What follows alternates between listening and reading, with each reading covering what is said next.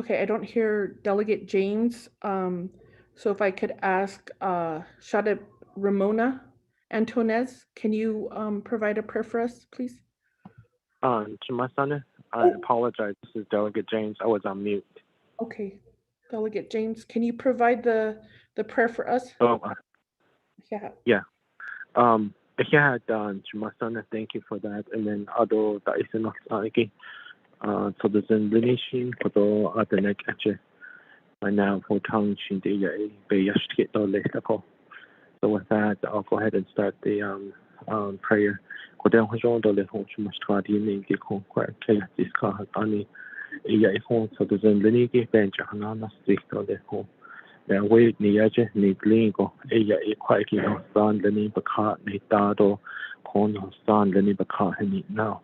Hunza the iya kong hashin so not on ni lindo anda ake aje na nation lini ki تحتيني تخاف إيه هنا نسنو إيه من تحتين سخال تشأكو خايكي إيه يا إيه دي كون هاشين سو إيه بنيا أتلاهي تلاهيكي إيه يا إيه خاي نهال جيش أدو خايكي كهول جيجيكي إيه Sexual Assault Prevention Subcommittee بدي نيجو إيه خد إيه بنيا هنا نيكري سلين أكو كون زحت خال تشتى إيه هانا لاندشين خد هاشين إيشين نهيك إيه تندله نهيك اللا تندلو إيه يا إيه بتقيس لنيجي إنت هوي دو إنت كون هاشين سو بهندا هوي إيه فنجا تخول جيشن لا كوكو تيدا بدل ده إيه هاد إيه هاشين سو إيه جهنا بك إيا تيدو بك إستين أو بايا تي خالد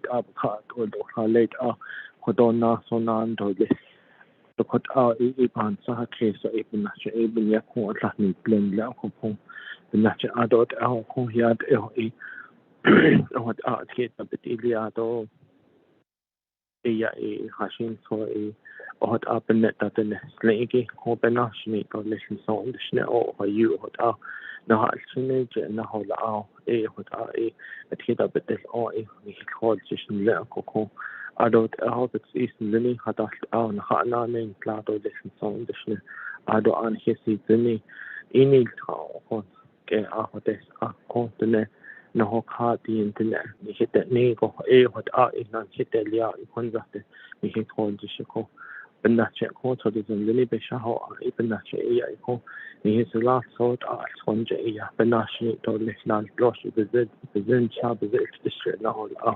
benashni to list أدو أنت بالأشلاء إني بليني الآن أنهي تليجي إدو الآن إيدان سونج إناشني إدو لحن سون دشنا بكو أشد نام قسمي يعني جسنا جنسو جسنا قوسي جسنا أول إيه هذا أجوب أنهي ديني إدو لحن سون دشنا هجنا سلين هجنا سلين هجنا سلين هجنا سلين هجنا سلين.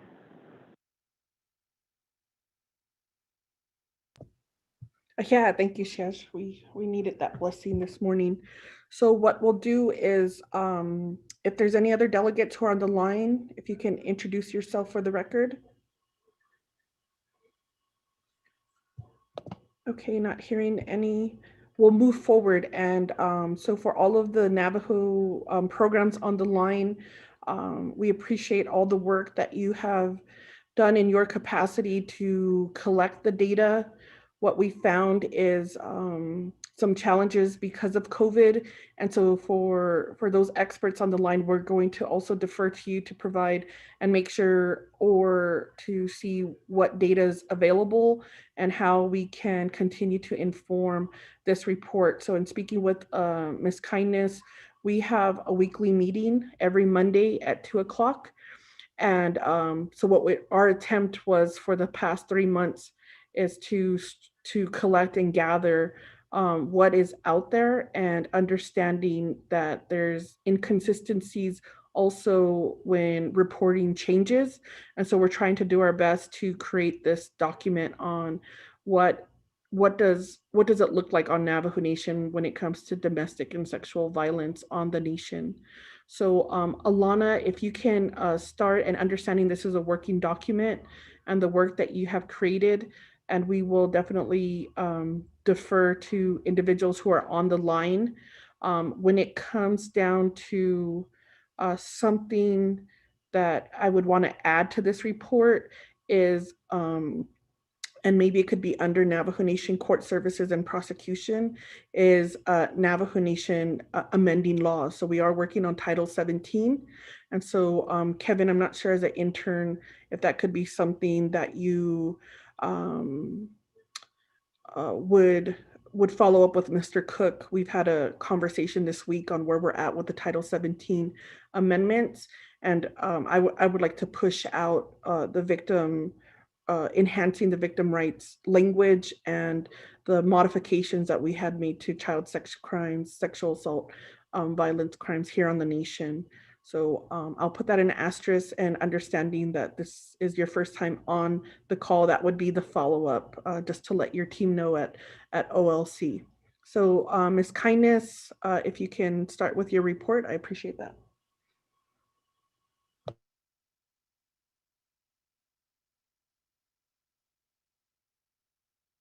Thank you, Madam Chair Crotty, and thank you for all delegates, committee members that are on the call, for being a part of this really incredibly important committee. I want to let you know, by way of just personal introduction, it's a little bit awkward to only be on the phone and not be with you in person, so that you know who I am and where I'm coming from. My family members all have come to the land of Nipmuc and Wampanoag and Massachusetts Indians, or native tribes rather, within the last few generations, and seeking refuge and receiving comfort and protection and sustenance, and I have been the beneficiary of that, and I want to recognize that. So that's where I grew up, in Massachusetts. My family came from places like Ireland and Germany and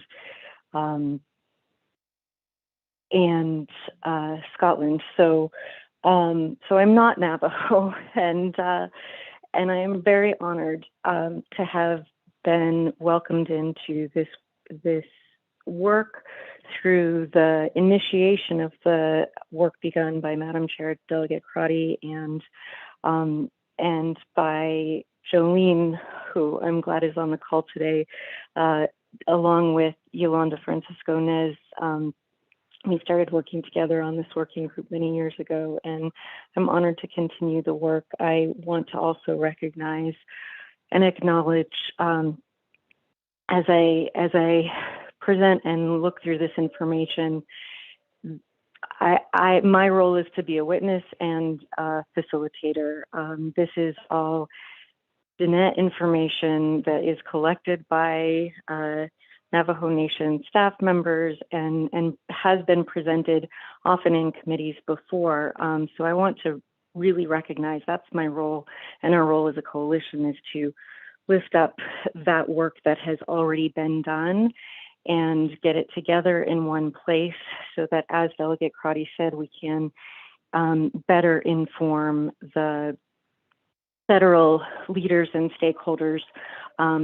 But also there is a role in this report for sharing the information and holding the information, and it's not just data, but it represents both harm and healing, and opportunities for healing for members of the Navajo Nation. And so, just as Delegate Crotty did, I want to really acknowledge that, like, there is a lot of emotion involved both in this work and in sharing the information. So going forward, that's what I believe that my role can be, and the role of Restoring Ancestral Lands Coalition as well. So again, and as Delegate Crotty said, deferring always to staff members that are, program staff members that are on the call.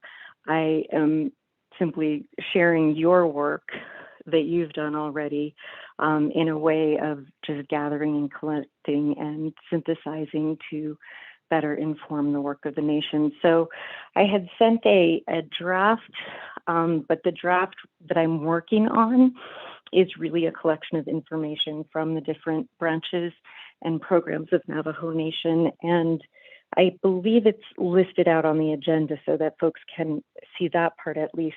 The way that it had come to me to organize the information, but that's the input and guidance that we're seeking from you all as well to identify anything, any topics that might be missing. So thank you, Delegate Crotty, for mentioning the information on background and challenges or background and changes to Navajo Nation law.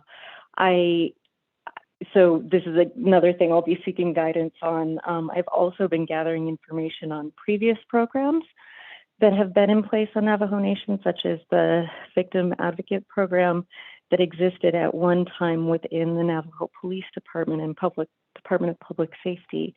And I think it's very important to document those efforts that have existed in the past that maybe lost some support through either federal funding changes or administration changes, and to recognize those past efforts and those past achievements that have been accomplished on the nation. So we could either include that in this report, or that can be a separate report documenting that. And then also, yes, include those legislative efforts and the many changes and adaptation to Navajo Nation code that have been made to better both protect the people from violence and also prevent violence from happening again in the future.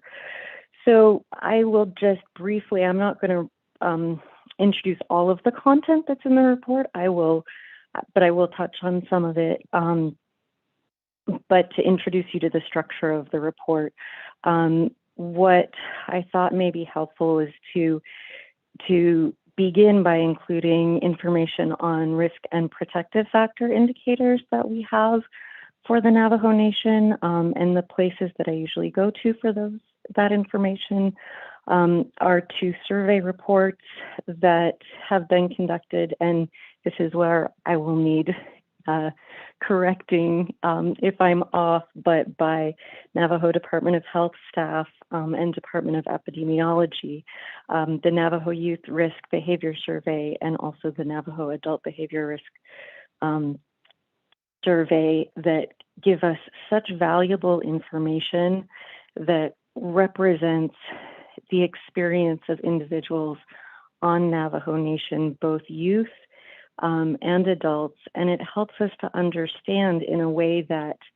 formalized crime data can't always tell us what is happening over time, because this is anonymous data that's collected about people's experience of intimate partner violence, of sexual violence, of dating violence, both during childhood and across their lifetime. That helps us to understand how things may be changing over time. And then the other piece that is really important, and that I think has been lifted up so well by many agencies, including the many folks and working group and agencies that put together the Maternal and Child Health Report that I'll reference for 2020, have acknowledged and recognized the importance, in addition to looking at the extent and understanding the nature and impact of harm that's been done, that we also look at and measure the factors and the customs and the traditions, such as speaking of Diné language in the home and connections to community and culture that serve as protective factors to help prevent both victimization and perpetration of violence. So that is also a way we can track and measure over time. We can look at things, and these surveys collect information such as asking youth what issues are important to them, and asking them how connected and close they feel with their family and with their community. And importantly, in the last few years, collecting information from youth about whether they feel safe, whether they feel safe at home, in school, on their way to school. If they don't feel safe, what are the reasons that they don't feel safe? That really helps us to understand, as those who inform decision makers and leaders, helps us to understand where to direct resources. And that information and the voices of the youth are so important in identifying that, because we want to protect them from harm going forward, as well as healing the harm that has been done.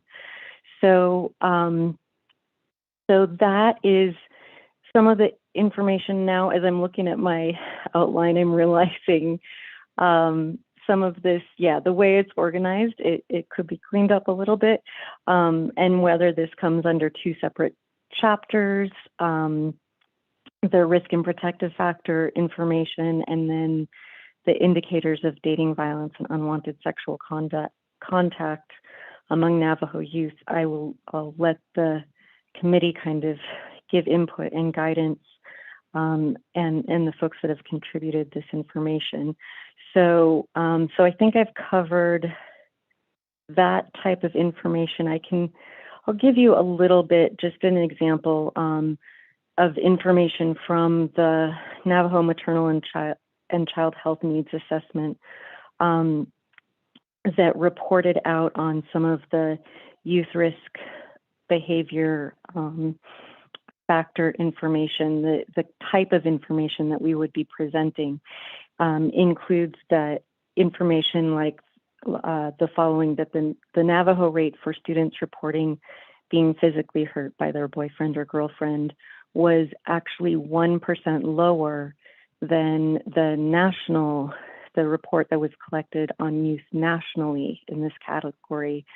So they were slightly less, Navajo students were slightly less likely to report physical violence within a dating relationship, but they were slightly more likely to report having been forced to have sexual intercourse. So only slightly, by 1%, but it helps us understand the current concerns that are facing our youth, and helps us understand some of those trends over time, because we have similar information reflected in the adult behavioral risk factor report.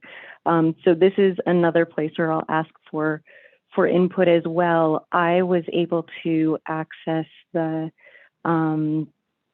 2019 data for the adult behavioral risk survey, or sorry, the 2017 data, but I believe that there may be data coming out for 2019. So that's an area that I'll ask for input. And then I'll go through quickly the other sections, and then hand the time back over to Delegate Crotty to take input. If I could pause go ahead. Thank you. Sure. We want to make this a working session, so I do want to recognize Delegate Nathaniel Brown has joined the call. So we have Delegate James on the call, and Delegate Paul Begay did ask to be excused. He is helping a family with a funeral, so he's excused for today's time. As we're moving through, I did want to pause here and ask individuals who are on the call with the programs who conducted the surveys for the Navajo Youth Risk Behavioral Survey, if you're on the call and if you wanted to provide some additional information to the committee. I just want to make sure that we're giving folks time. So we'll stay with section 1. And so I do see Ms. Herrera, did you want to say something regarding this data? Thank you, Delegate Crotty, and good morning, delegates of the Navajo Nation Council and members of the workforce. My name is Feline Herrera. I'm the program manager for the Health Education and HIV Prevention Program. We've been doing this youth risk behavior surveillance survey since 1993 to the present. Last year, we were supposed to do the survey. We do it every 3 years. And as everybody knows, because of COVID, we've decided not to do it last year since schools were closed. And we were going to do it this year, but we've postponed it and we're going to have it in 2022. So the trends are very critical, and I'm glad somebody is reporting that they're using our data. And I just want to report that for our 2017, the last youth risk behavior survey, I want to point out the number of participants that were in the survey. And for middle school, we had 8,289 children from the middle school. And there were 85 participating middle schools. So this is all voluntary by the schools. Secondly, we had 45 high schools with 9,023 students taking the survey. And we do have, I'm glad that it was highlighted about the injury prevention piece and about the sexual intercourse, because these kinds of risk behaviors carry on into adulthood, which are high risk for morbidity and mortality once they reach into adulthood. And we find the survey is very helpful for programs, not only within the Navajo Nation and outside the Navajo Nation.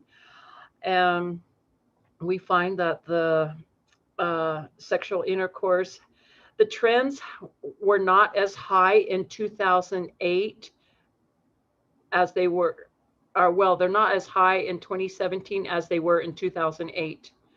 So we see that there are sexual intercourse among our children. And especially, I just want to highlight one of the main trends is that our students have reported that they had sexual intercourse with at least one person during the past 3 months. And so in 2008, that was at 27%. Actually, a third of the students that were having frequent intercourse. And then that went down to 22% in 2017. Now, there were reports of students who were, who had about 4 or more persons in their lifetime. Just as students, and this was like 10% of them were reporting that in 2008. And by 2017, that went down by 6%. So these things are very critical and highlighted by the presenter, and I'm grateful that that was placed on the agenda. And so if anybody would like to get a hold of me, my number here in Winter Rock is 928-871-6258. Again, that number is 928-871-6258. And my email address is psherrera, HERRERA, at navajo-nsn.gov. So thank you, Delegate Crotty, for recognizing the Navajo Health Education Program. Oh, yeah, thank you, Shada. So I'm just looking at my notes. So if it's every 3 years, the last time, so we have the most current data, and because of COVID, it'll be delayed. So I appreciate that update. And we'll have a follow-up session. We'll see from the executive side, working with Ms. Morris and Ms. Galvin on the follow-up discussion with the programs.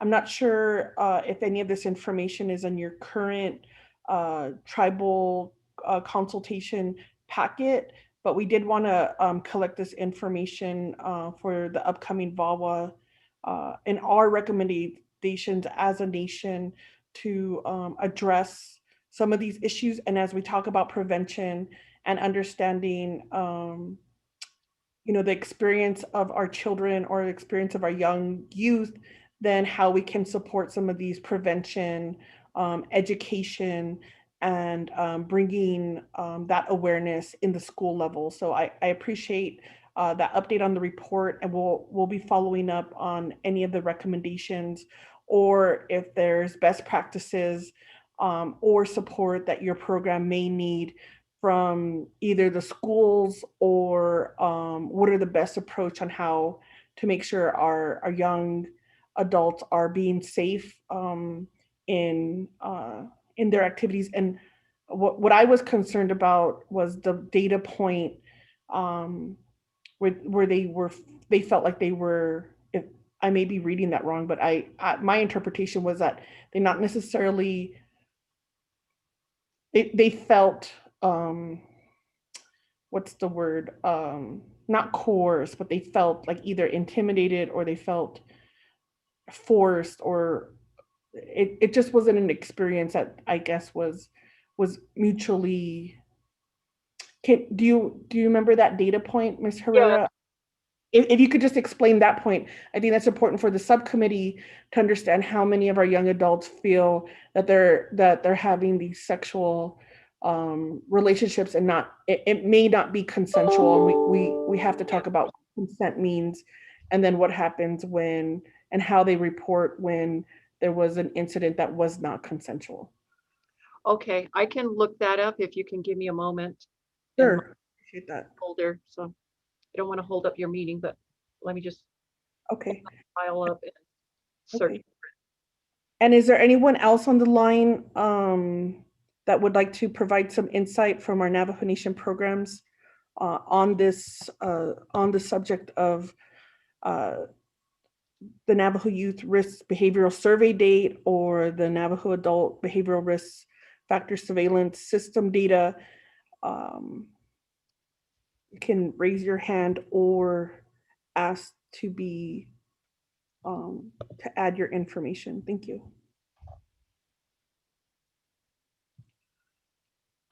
Okay. Um, and so what I would recommend is, maybe, Shada, as you're getting that information, we'll move on, but we'll come back to it. And if you could let us know, Alana, is that available online, this survey, the data survey? The data survey is located on the Navajo Department of Health under the Navajo EPI program. Thank you. The health educators are the ones who collect this survey and work with the schools. I appreciate that. And so, well, I found something here. It's on students who experience sexual violence is one of them in the past 12 months. We have them by high school, male and female. Grades 9 through 12 is one of them. And here's what you're asking for, Delegate Crotty, about during the past 12 months, someone you were dating or going out with forced you to do sexual things that you did not want to. So we have that data as well. Okay. Okay, thank you. So what we'll do is we'll use that information that you collected, and that could help us with our prevention programs, and the critical piece as we work with Department of Diné Education and the schools on what type of healthy relationship programming is needed in the schools. And also, what we have found is just our young adults, Navajos in general, just knowing that their body is, they have the ability to say no on any touch that they do not want to have. And so we'll continue to have this conversation. I know it's something that I think is very important. And as we've seen, we want to make sure they know how to report this. And most importantly, when it comes to trauma, how they're numbing that pain, and support them through this process. So thank you for the survey. And Alana, we'll move on to section 2 if there's no other information at this time, and we'll be following up to get the data and the needs from the program. So thank you for your team at Health Education. It's really important. You're welcome. Okay.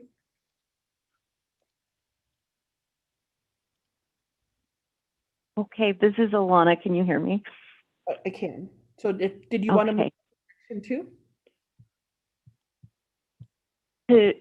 Oh, sure. So, one, I want to thank Ms. Herrera and the health educators for doing such phenomenal work. I do think it's valuable to include that information, and if possible, I will definitely follow up with you. I think it would be great to include information on the health education that is happening. And yes, your information and work is so incredibly valuable, and it does need to be reflected back to programs and to communities and to leadership and to the people who are doing work in the community. So yeah, what I was saying, Delegate Crotty, about section 1 and 2 is, yes, so section 1 and 2 are, so I was thinking about organizing it around risk and protective factor data and then going into experience of unwanted sexual contact, which you covered well. And then, as you and Ms. Herrera mentioned, the age at which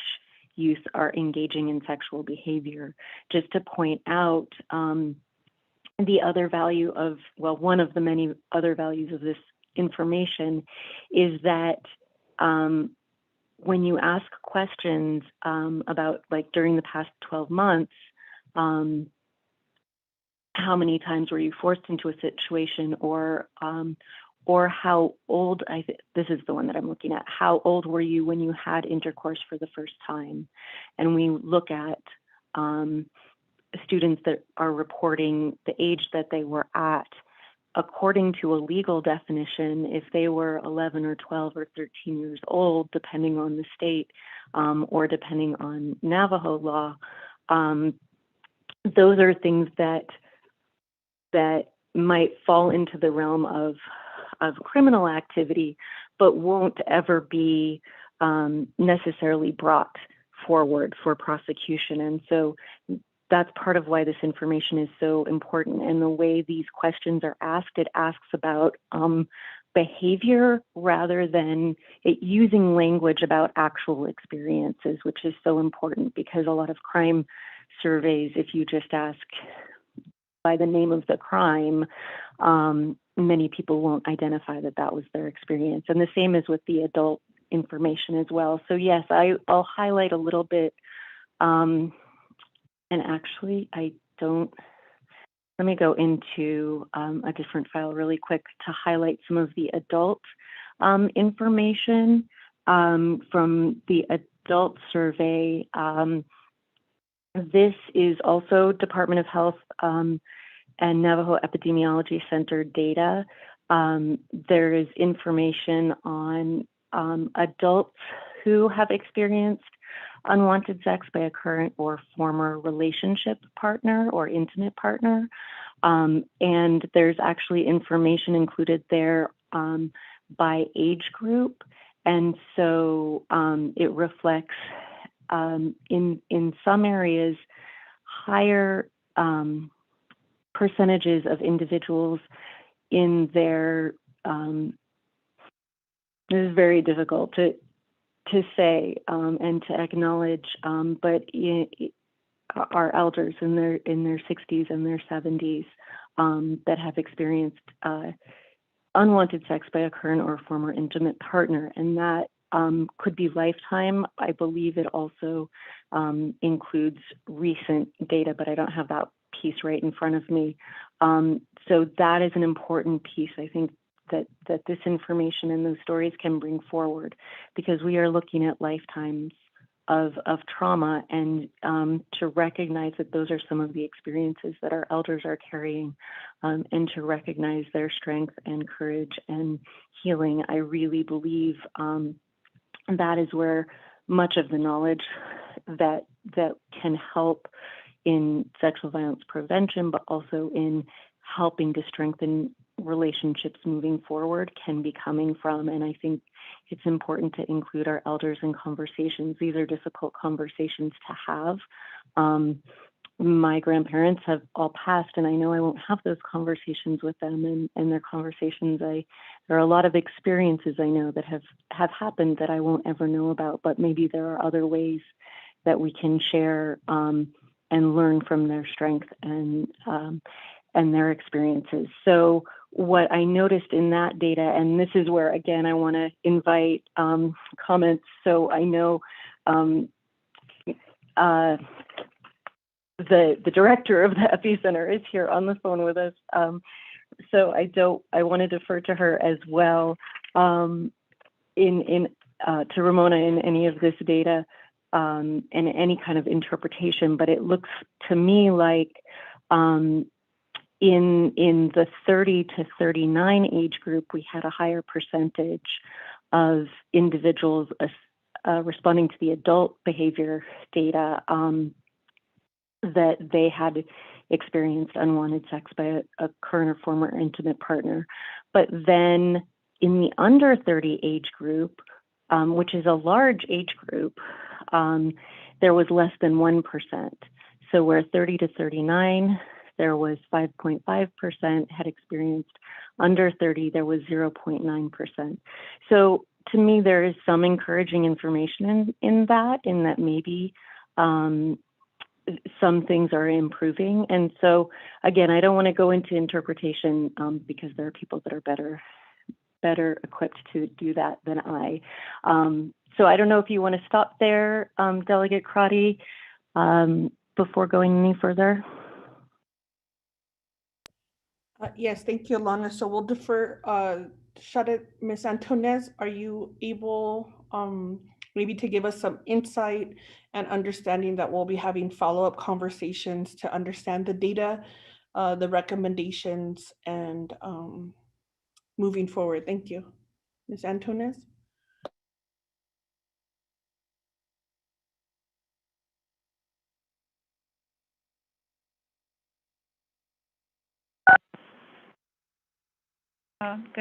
Good morning, everyone. This is Ramona, and I work with the Navajo Epidemiology Center.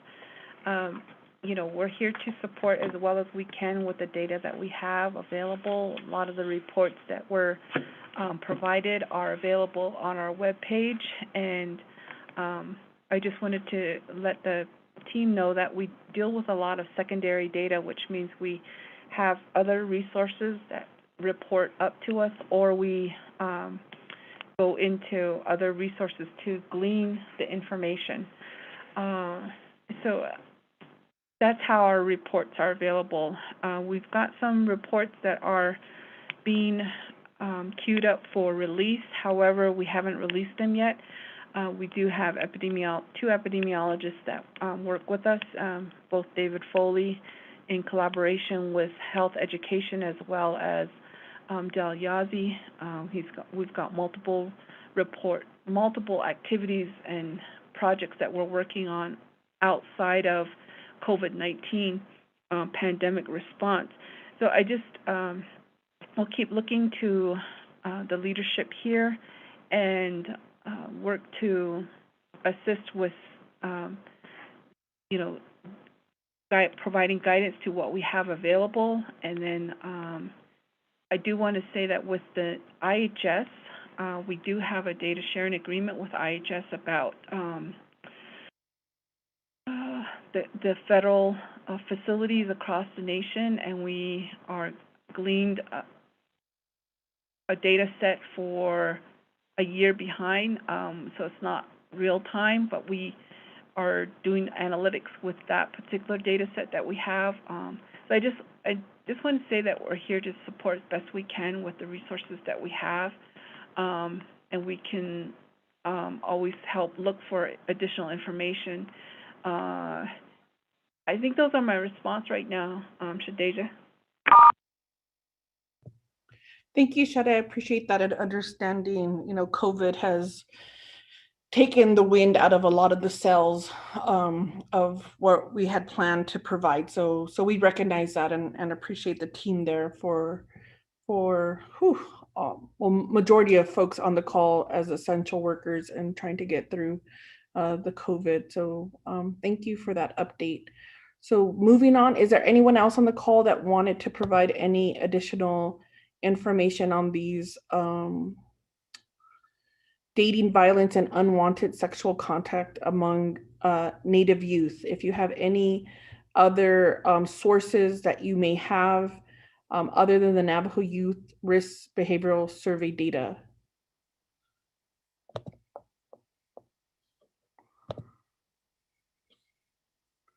Okay, I just want to pause, and we did recognize Delegate Brown on the call. I wanted to see if there's any other delegates from the subcommittee on the call. I'm on the call, Shima. This is Delegate Stewart. Delegate Stewart, I thought I see your iPhone. So what I can do now that we have quorum, we're going to pause in the report and we'll do the formalities. So I'll call the meeting to order at 11:02. Ms. Spencer, Shada, if you can do roll call, and we did have our invocation. So we'll move this meeting forward. Thank you. So roll call. Good morning, everybody. Roll call for Sexual Assault Prevention Subcommittee. Honorable Amber Kanazwat-Crotty. Delegate Amber Kanazwat-Crotty is present. Thank you. Honorable Nathaniel Brown.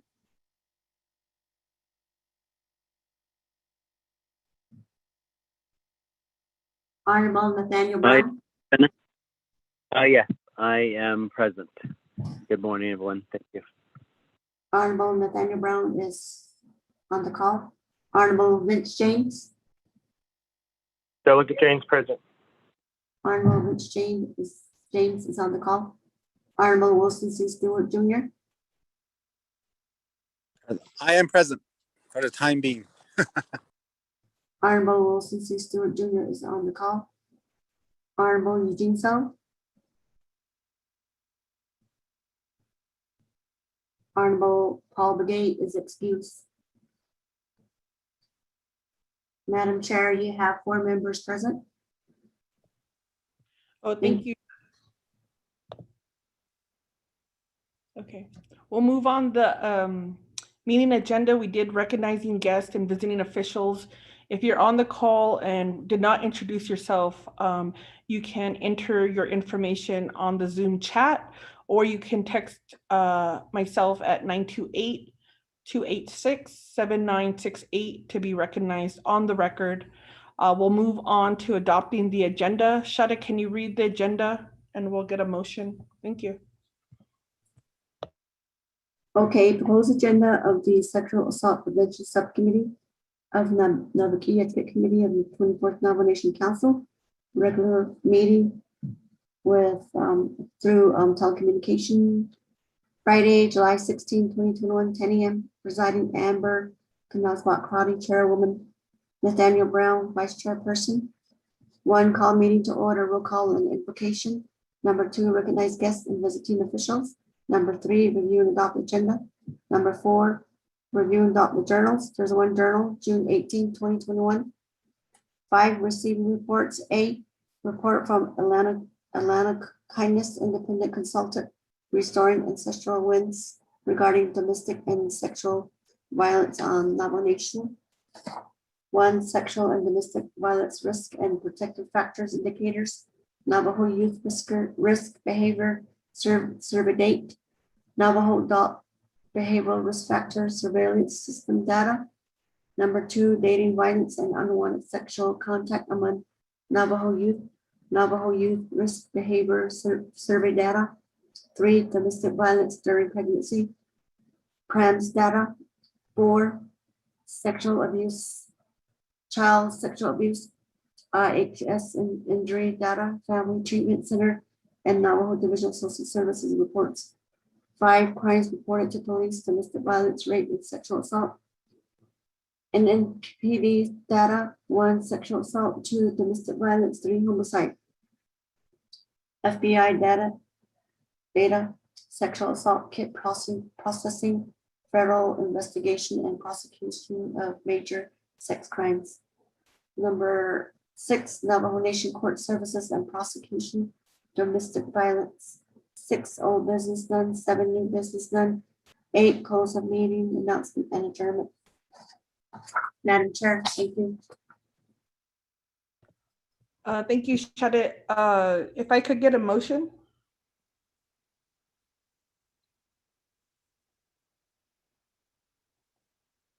This is Delegate Brown. I'll motion. Thank you, Delegate Brown. A second? Stewart. Second, Shema. Delegate James.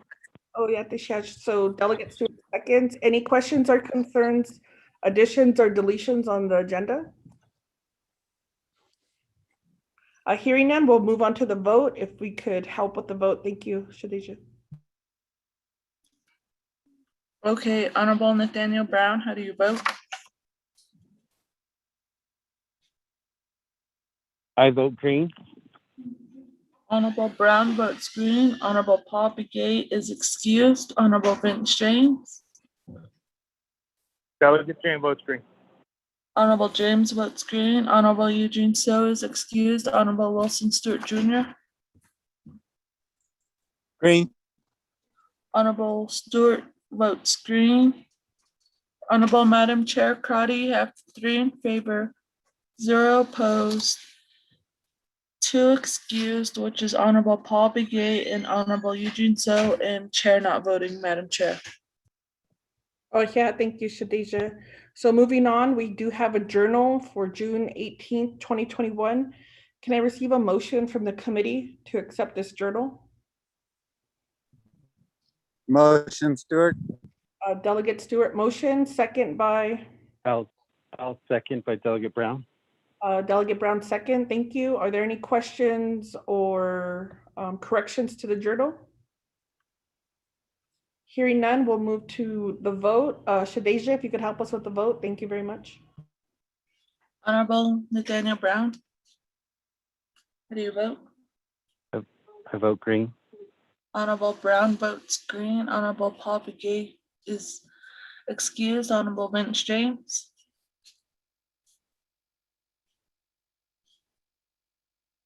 Delegate James votes green.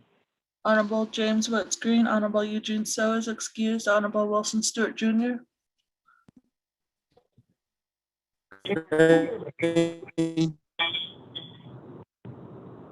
Honorable Stewart votes green. Honorable Madam Chair, you have 3 in favor, 0 opposed, 2 excused, which is Honorable Eugene So and Honorable Paul Begay, and Chair not voting, Madam Chair. Thank you. So we'll move on. We're on the report. Colleagues, we did start receiving the report from Ms. Kindness from Restoring Ancestral Winds regarding domestic and sexual violence on the Navajo Nation. May I receive a motion for the report?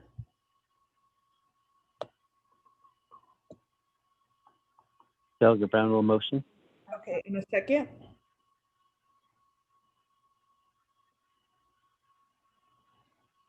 Delegate James second.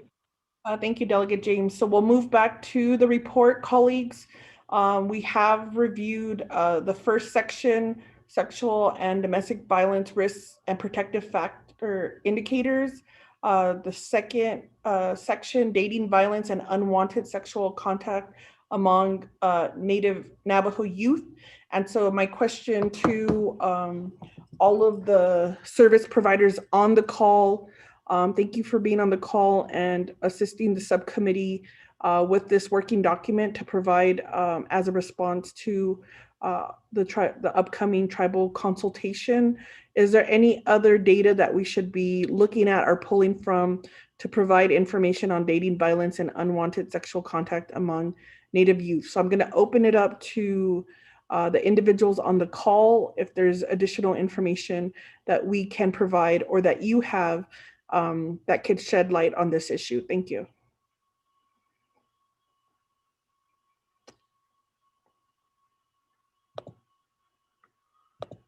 If you're muted, it's *6.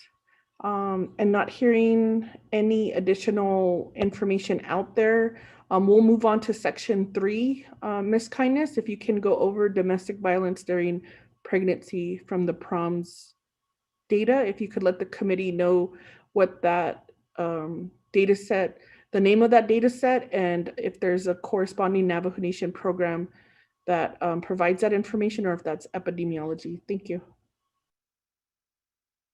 Thank you, Delegate Crotty. I wanted to mention and thank Delegate Brown for being on the call as well. It's good to hear your voice. And yes, so with the And I also wanted to acknowledge, so the place that I'm getting that pregnancy, someone from epidemiology will have to probably correct me. I know it has to do with pregnancy risk assessment monitoring system, perhaps something like that, but it is a survey that asks questions about risk factors such as mental health factors and then experiences of abuse and violence during pregnancy. And so where I'm currently getting the data, and those on the call can help illustrate kind of where that gets collected and how it gets reported out. Where I'm gathering it from right now is the 2020 Maternal and Child Health Needs Assessment that was produced by and for the Navajo Nation. And there's an excellent section in there also that acknowledges one of the other things I wanted to mention and bring up, that is the relationship of this information, the limitations on this information around violence, and the relationship of this information to missing and murdered Diné relatives, and the importance of the link that there's really, it's not a link, this is the same work and the same information. So we may want to include that, and I want to keep that framework in mind, the ways in which these experiences contribute to our relatives going missing or experiencing homicide and death. So with that, the information, the additional information that is included in that 2020 Maternal and Child Health Needs Assessment from the pregnancy risk data is, so there's some information on unintended and unwanted pregnancies, and I think that is important information to look at if we have it available, sometimes by age group. When we look at that at a state level, that can indicate unwanted pregnancies can be an indicator of unwanted sex among minors and youth, and so those are some things to think about. It can also be an indicator of unwanted sex within the context of intimate relationships.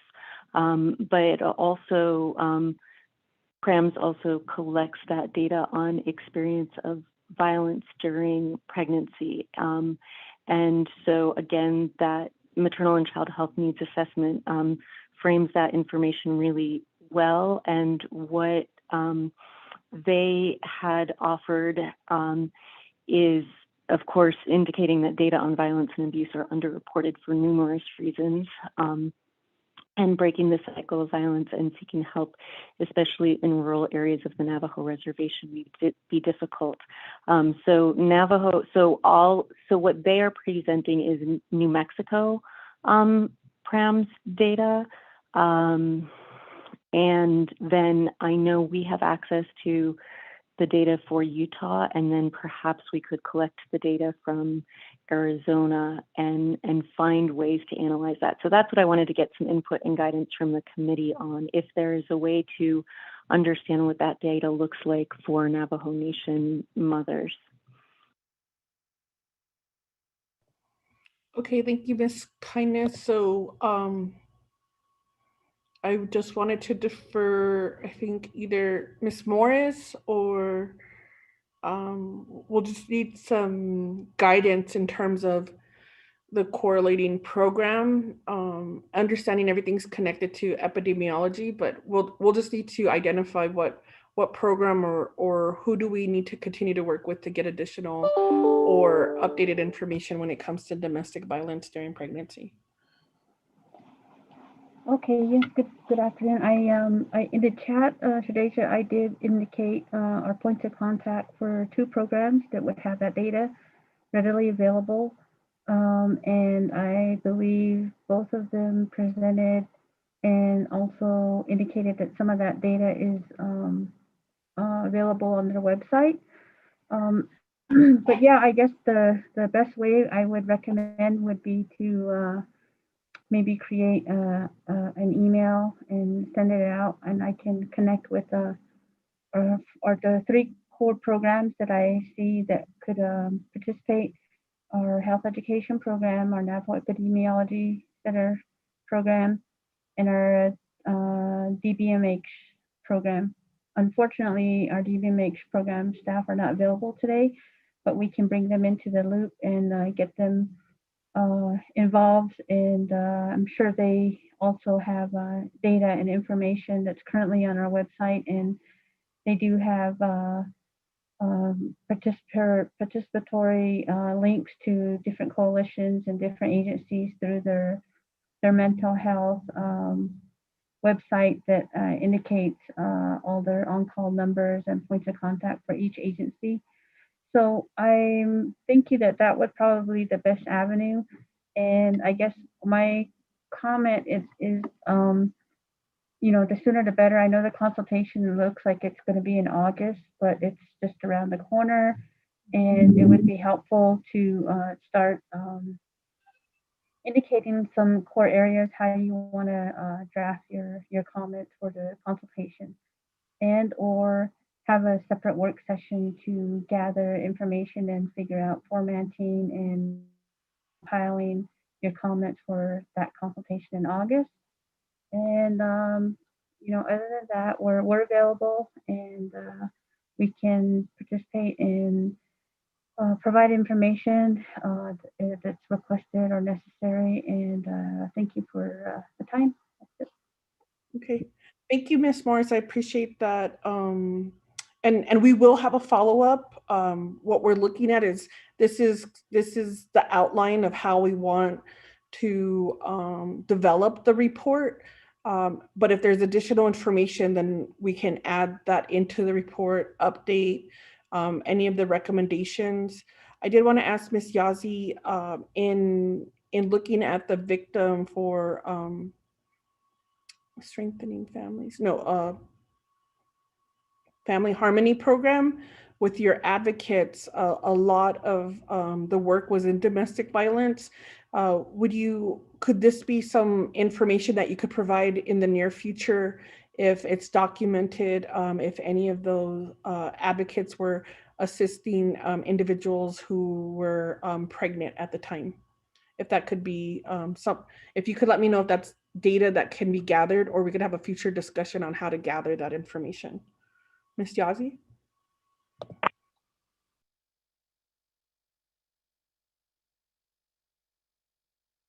I was trying to unmute myself. Yes, this is Regina. Yes, that is something we can have a discussion on. Yes.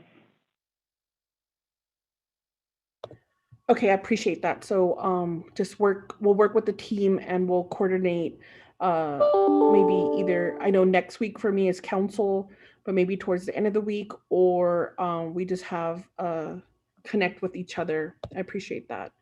I do want to ask Ms. Holgate, in terms of when we're talking about domestic violence during pregnancy, I wanted to open that up a little bit more in terms of domestic violence. If you could give us an overview of the coalition's briefing and some of the suggestions. I think this is a great time to let the committee know where we're at. And so committee members too, if there's any questions or follow-up that you have during this time, it is always open to delegates to ask these open-ended questions, as this is a working document. And in your own experience, if you have information or you feel the committee should connect with different programs or organizations, that's the intent of this section, is to get this report ready on behalf of Navajo Nation. But we'll hear from Ms. Holgate, and then I'll open it up to the committee as we're midway through this report. Thank you. Yeah, Shada, thank you so much. There was some briefs that we were able to put together. Generally, we try to do more fleshed out policy briefs in terms of updating them, but due to not being able to meet in person and have intentional conversation, we leaned a lot on our coalition membership as well as our advocates. a lot of the work that we're engaged in, we make sure to include the voices of our advocates, our service providers, the folks on the ground that know these issues very well. For instance, we did hold a 40-hour advocate training for the Four Corners region that specifically focused on the Navajo Nation. And we had advocates and counselors and law enforcement that serve the Four Corners area a lot on the Navajo Nation. And we were able to hear some really, really important feedback. I think one of the first concerns that came up was what that relationship between victim advocates and law enforcement look like, and how can that relationship be strengthened between both. Both sides recognize that there are definitely a lack of resources to support them in each of their role. So, you know, what are some dynamic or strategic ways that the nation could help support advocates and support law enforcement so that they're both able to work together in a great way. And there's a lot of great recommendations that came from that. That will be a separate document that we hope to have prepared. So sorry, there's a lot of background noise in my apartment.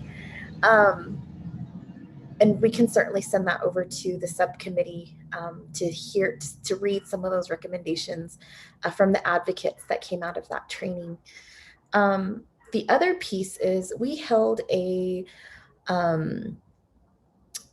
consensus work session with our advocates and with our members with the coalition. We did invite leadership, and I think we had I think a couple of leaders from different pueblos that were able to make the consensus workshop.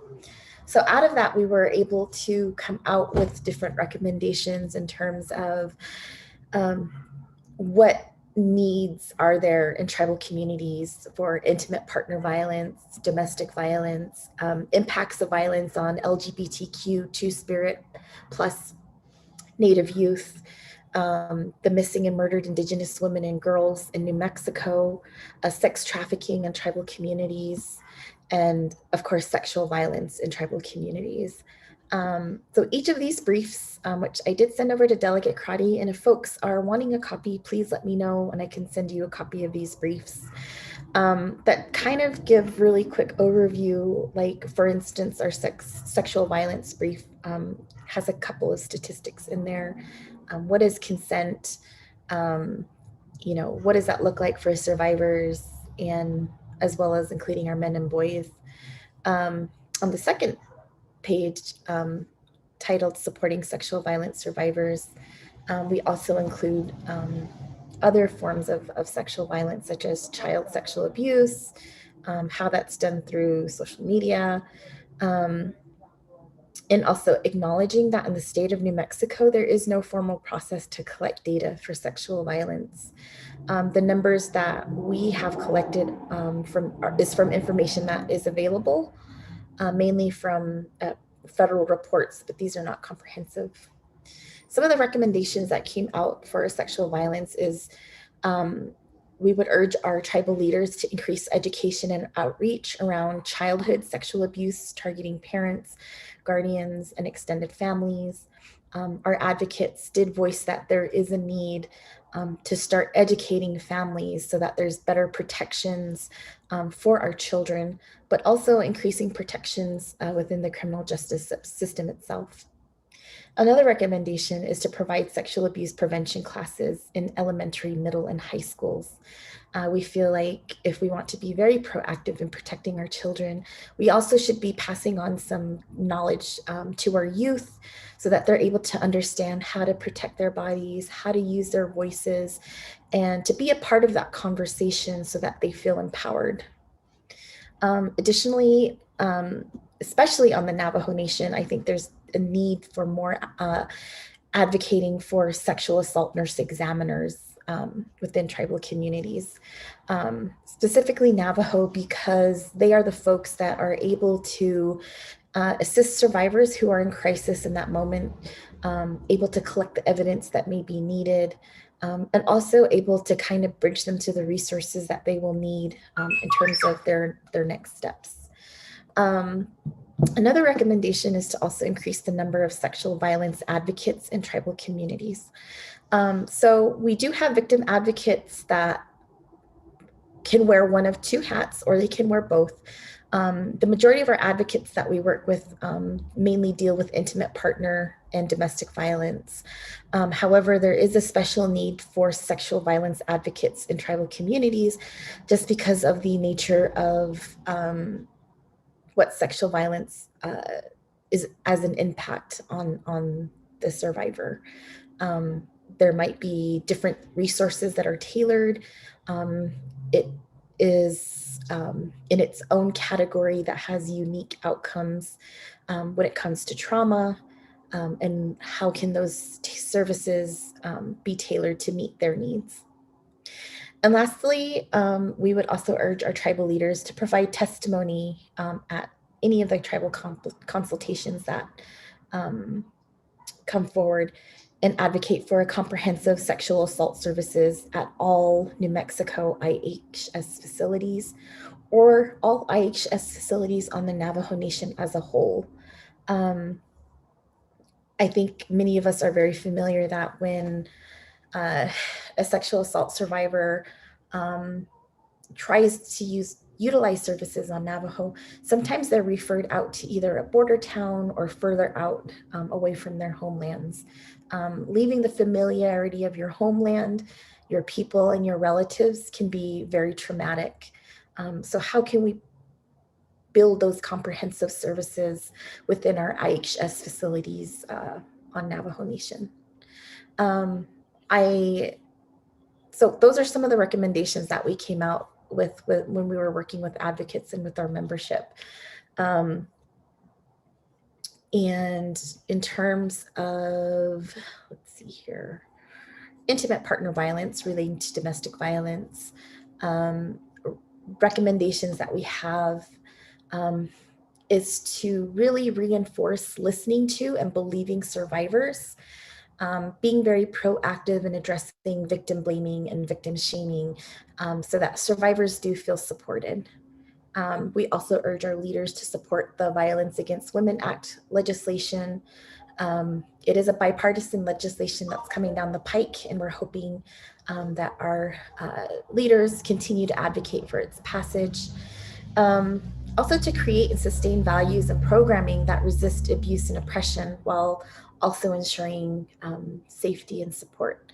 So although, it's really important to address the systemic issues within the system to support survivors, it's also important that we acknowledge looking into some of the social changes that need to happen within our communities.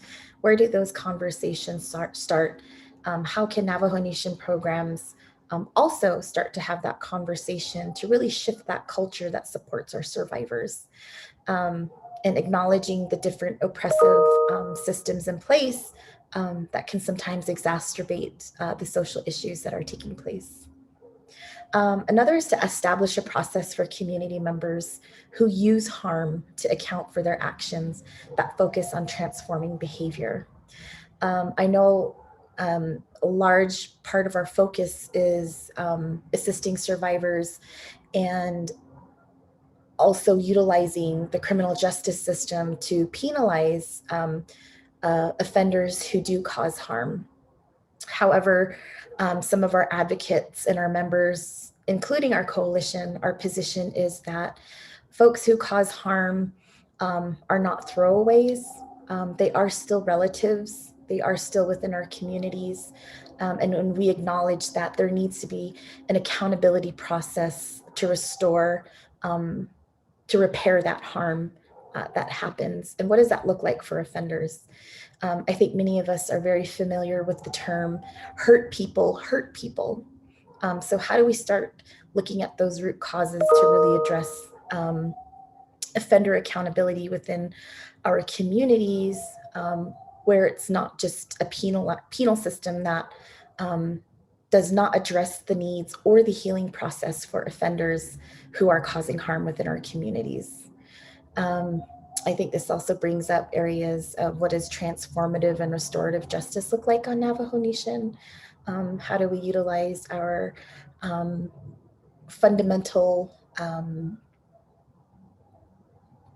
law in ways to restore that balance within our communities? Some things that we have also talked about is, are these men's talking circles? Are these batterer groups? Do we create programs where, for instance, having offenders chop firewood and distribute that firewood to elders right before winter, or getting them involved with community gardening, things like that, just looking at different dynamic ways so that we're also keeping that balance between serving our survivors, but also encouraging offender accountability within our communities.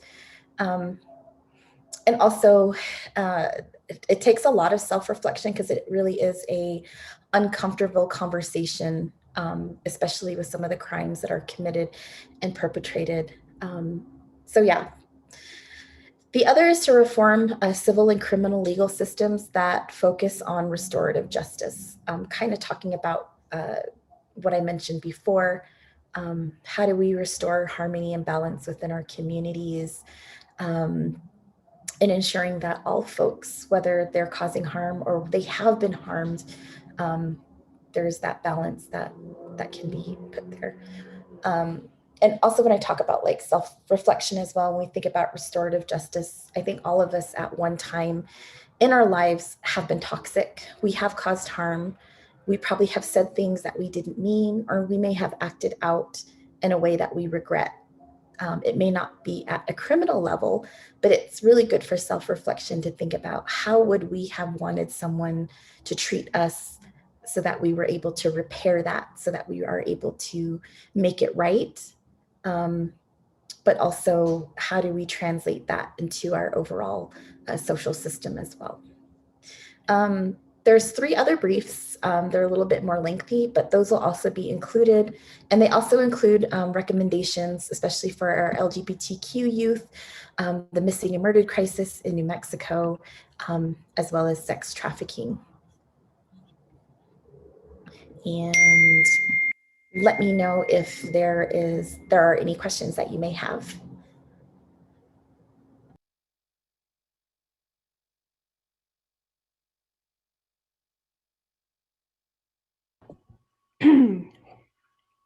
I apologize. Thank you, Ms. Holgate. Committee members, are there any questions regarding the brief by Coalition to Stop Violence Against Native Women?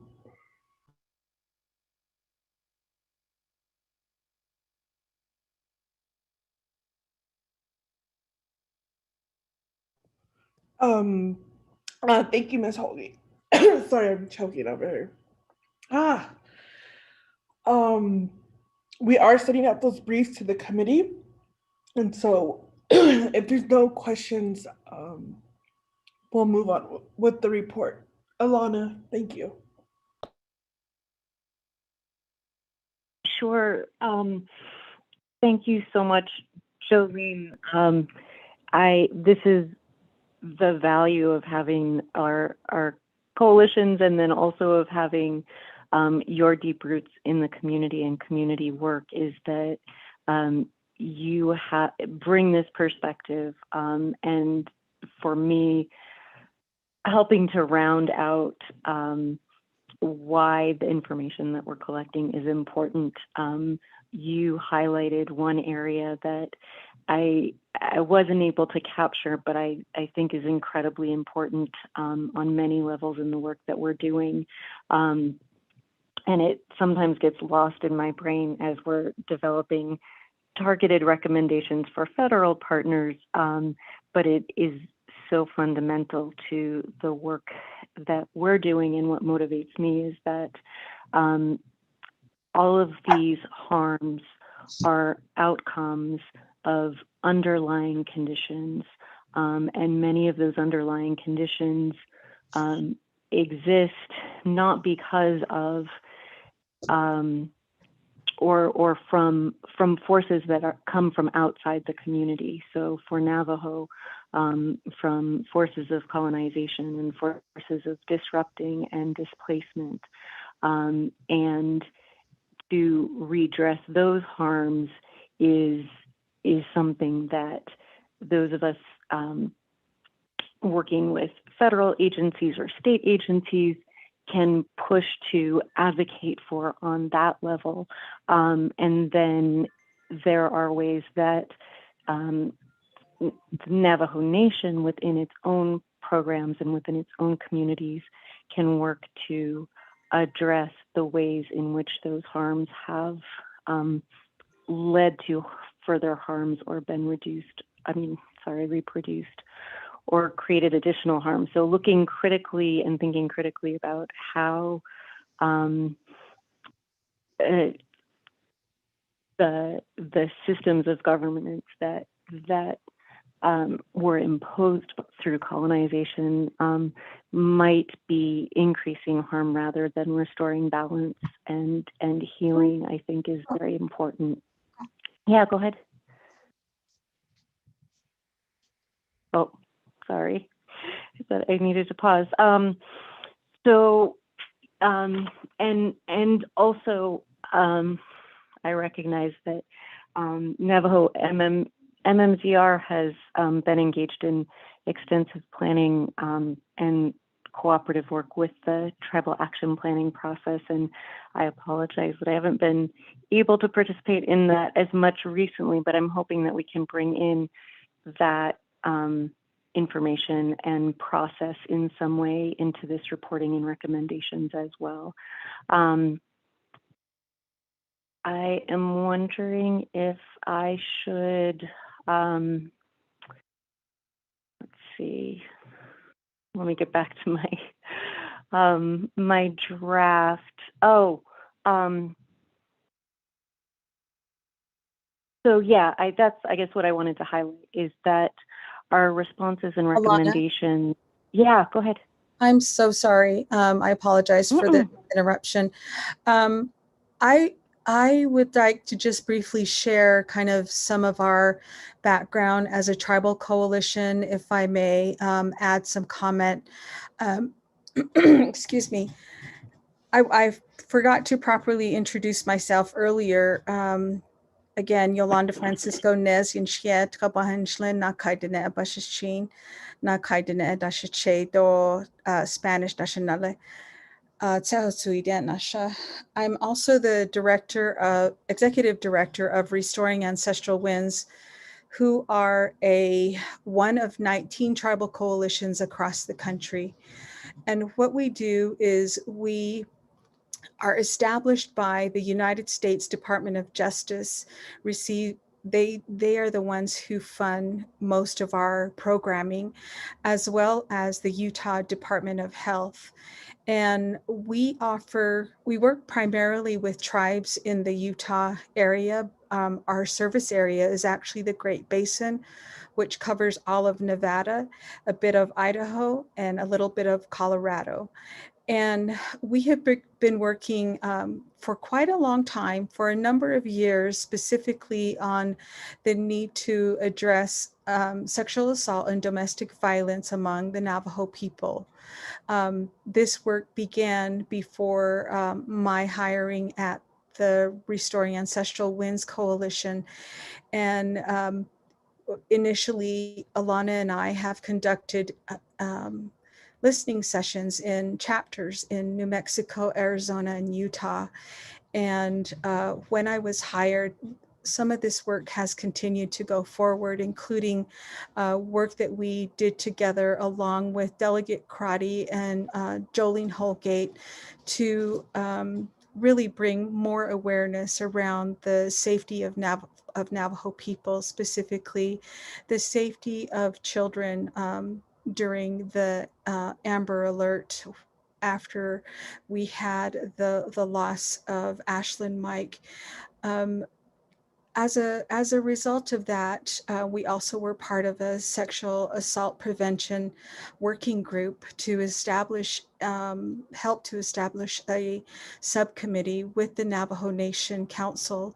And we are very pleased to be part of this process. And since that time, well, I should say that our organization, while it's located in Sandy, Utah, we have spent a significant amount of time serving the Navajo people, particularly working professionals who and delegates and representatives who serve within the Navajo Nation, public officials who serve within the Navajo Nation.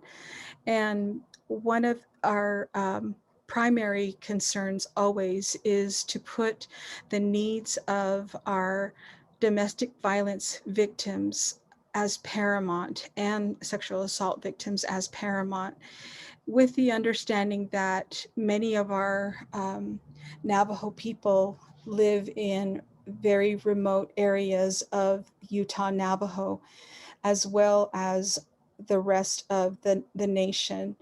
And we offer technical assistance, which is illustrated by our former staff and current policy consultant, Moroni Benali, as well as what you have heard today from Alana Kindness, who is also another consultant under RAW.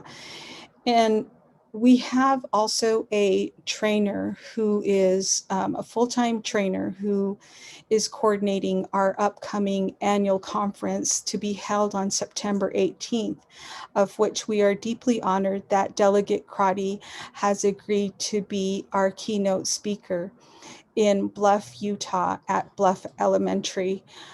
Three things that we offer primarily. That is, number one, technical assistance. Number two is training. Three is policy and advocacy. In each of those efforts, we have, again, feel very committed to the Navajo people and the need to establish consistent and reputable services for victims, including getting the opening of the blanding shelter, Gentle Iron Hawk, opened so that we have a place where Utah Navajo survivors and their families can go when they are escaping these dangerous scenarios in their home and in their community. And so the other thing that Restoring Ancestral Winds is significantly involved in, the Utah Missing and Murdered Indigenous Women and Girls Task Force, of which we are part of. We also are very involved in working with other tribes who have a number of issues that are due to inadequate resources for other victims. And again, I want to just reemphasize that we appreciate the invitation to be here. And we also I want to express Restoring Ancestral Winds' commitment to the Navajo people to establish adequate services for domestic violence and sexual assault victims. Thank you for allowing me to share that. Yeah.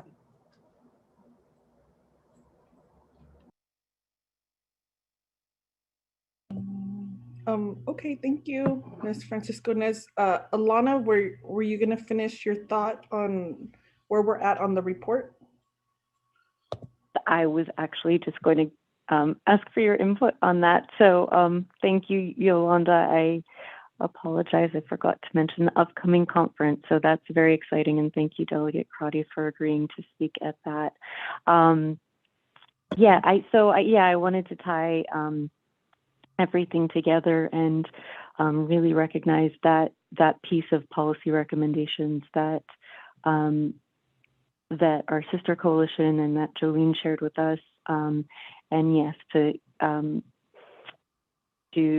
emphasize that this is part of that process in terms of developing additional specific recommendations. So what I I think it's really critical to incorporate those other new and emerging policy reports and recommendations in the work that this subcommittee is doing. And so welcome any input in as to how to incorporate that in the final outcome and report that is produced. Thank you. Yeah. Alana, we'll do a time check because this is, I know get flexible as we can. This is not so much a work session. This is still a committee meeting. And so we do have a lot of our providers on the line, and I recognize the time, and we're coming upon the noon hour. So we do have IHS on the line for injury data. If you wanted to review that, we do have Navajo Nation Family Treatment Center, and knowing that social services continue to stay on the line. So I appreciate that support. If we could move on to that report, this is just a great time since we have everybody on the call to get this information to produce this document. So if we could move on to section 4, that would be great. Thank you. Yes, thank you, Delegate. That's exactly what I was thinking, because that is the section that I only have old data for, and I desperately need to get assistance and participation from each of those agencies. So the old data that I have, so just to provide an example of what I was thinking of including moving forward, and would love to get input on, the old data that I have was data that was actually presented at the Navajo Nation Tribal Action Plan planning meeting at Twin Arrows in August of 2016, and it was presented by J.B. Kinlatini, epidemiologist at Navajo Epi Center, and Captain Christine Benali at Senior Director of Senior Research Officer at IHS. So they had presented at that time information from Navajo area IHS data on injuries related or number of patients that had been seen at IHS facilities who reported that their injuries were the result of abuse, self-harm, child abuse, child sexual violence, trauma, and any perpetrator counseling information or data that they had. So those categories we're looking at, gathering current information, and then total child sexual violence cases from Department of Family Services, which I think has maybe been reported to this committee in the past. And so as Ms. Yazzie was saying before, any field office statistics on child sexual violence cases and domestic violence cases served would be helpful, as well as numbers of child abuse, child neglect, and sexual violence intakes. From 2014, or in 2014, the highest number reported of treatment and intake services looks like it was for sexual violence. It looks like they reported that 22% of the treatment referrals were for sexual violence. And so, yeah, having updated information about that, I think would be really helpful. And then any information from, Navajo treatment centers would be helpful. And then information on, I think this is from Navajo Demographic Profile Report and Navajo Area IHS data on child maltreatment on Navajo. And I think those are the areas that I'm looking for input on.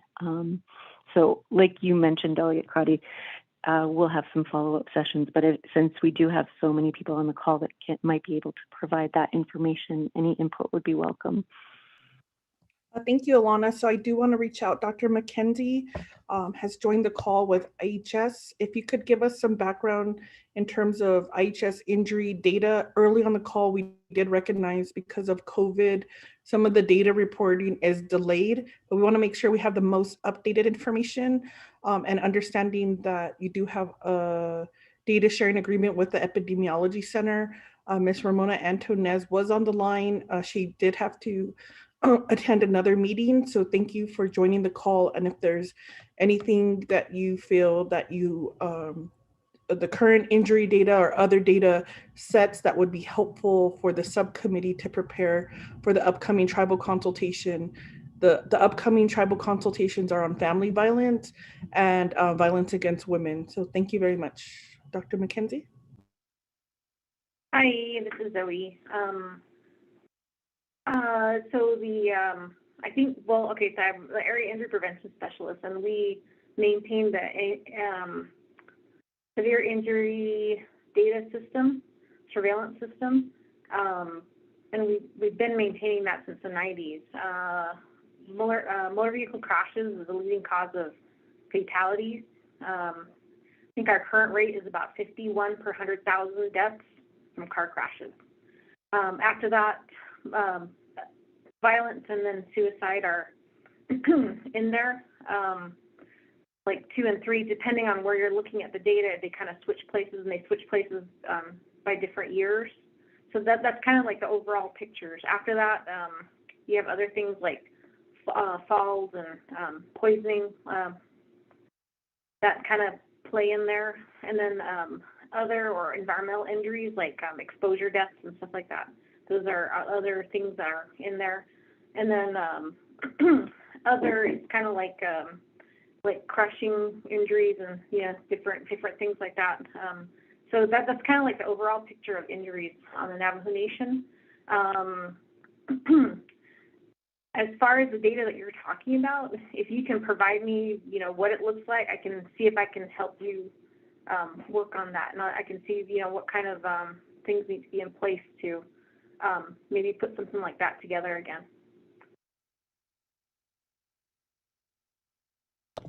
Okay, thank you, Dr. McKenzie. We are going to have a few follow-up calls. We do have representation from the Office of the President, Navajo Department of Health, Navajo Social Services. So I think in our next conversation, working with Alana, we'll see what we currently have and what should be in the document, because we do want to cite and we want to have the appropriate data. And in terms of tracking, when we talk about like a data institute, this is kind of, I think when we're collecting the data, we want folks to start analyzing the data. So in speaking with Captain Red Horse with Navajo Nation Public Safety, we're looking at a proposal to possibly get ASU to analyze our data. So I appreciate your help in helping Navajo criminal investigators. And if there's anyone else on the call that would have this information, we're going to move on to Navajo Family Treatment Center. If that's okay, Dr. McKenzie, but please stay on the line while we finish up this discussion. Thank you so much. So I know that Ms. Miller was not able to join us, but it looks like Mr. Shirley, if you're on the line to present for Navajo Family Treatment Center, we would appreciate your report, Shiaj. Thank you.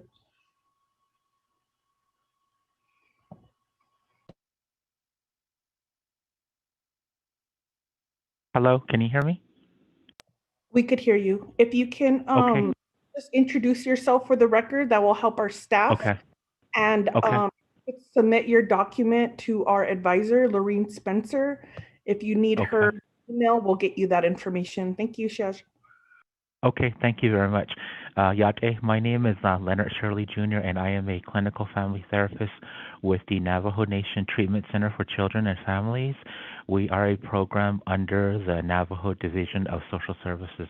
And so we've been in existence since the early 1990s. And so initially our program was called the Navajo Child Sexual Abuse Project at one point. And then since through time, we were able to evolve into different programming with respect to taking on additional roles within our service system. And so our agency is situated in 5 offices on the Navajo Nation. And so what we provide is outpatient mental health counseling services to children, adolescents, and their families. And so a lot of the referrals that we get are primarily for counseling services. And so we provide our services in the home setting, school setting, and within our offices. And our offices are located in Chinle, Arizona, Crown Point, New Mexico, Fort Defiance, Shiprock, and Tuba City. And so we do have a staff member of in the field staff of 13 individuals that provide services, and they range from family therapists to treatment coordinators. And so that comprises our staff members, and we also provide services in the form of traditional services. We do have a Navajo traditional healer that is on staff, and we also get grant monies to provide prevention services through meth and suicide prevention initiatives. So we do a lot of prevention-related activities on the radio and also on different outlets with social media. And so the services are free and confidential to our clientele, and services are provided to Native American children on Navajo Reservation. And funding comes from Indian Health Services and also the Bureau of Indian Affairs. And the age group that we target are 4 through 17, and so that's the bulk of the services that we do provide. And so moving on to numbers and data, and I do want to acknowledge the assistance of Renee Morris-Fedoni, who assisted in compiling the data that I'm going to go ahead and report on. And so these first set of numbers are going to be from fiscal year 2020, and through that whole year, we assisted 1,884 clientele within the Navajo Nation. And so the report that's submitted, that's going to go through our executive office, has a breakdown of the numbers from each office location. And so that number will be forthcoming to you. And out of the 1,884 cases that we have, out of those, 279 cases involved sexual assault and sexual abuse with children. And then that data is also broken down by the different months throughout the year. And so, and that's some of the data that we provide there.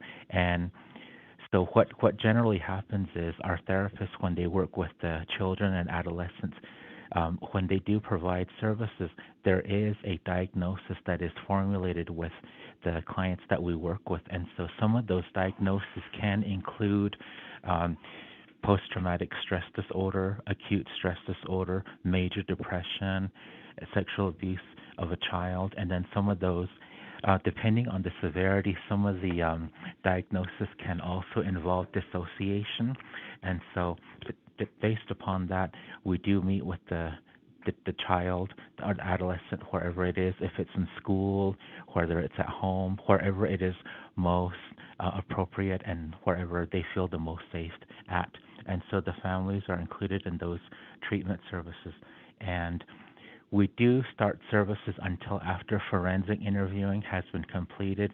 So a lot of times we come towards like the latter part of the whole process after law enforcement has gotten involved, Child Protective Services have done their investigation. So at that point, that's when we step in and provide counseling. And so those individuals that we're serving are those that are referred to us. There are also other agencies that provide assistance, such as Indian Health Services, Mental Health Counseling Services, and so that's the data from 2020. And I do also have some information on fiscal year 2021. And so as this year is wrapping up, I do have some information so far of the number of cases that we're serving to date, which is at 700 right now. So we have 700 enrolled cases right now that we've worked with this year. And out of the 700, there's 180 that are involving sexual abuse and sexual assault. And so that information is forthcoming from our executive office, and that will go ahead and have that sent to Ms. Lorraine Spencer as mentioned, and that information's on there. And just some more background information on our program, which I'm not going to really go into with respect to timing.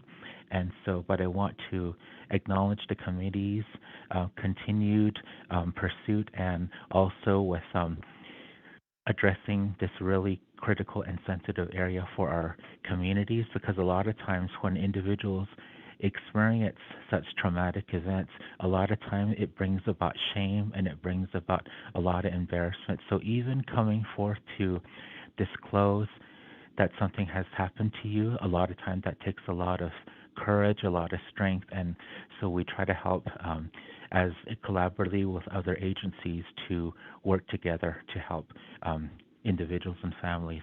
So thank you, and if there's any question, I'll be on the line. Thank you.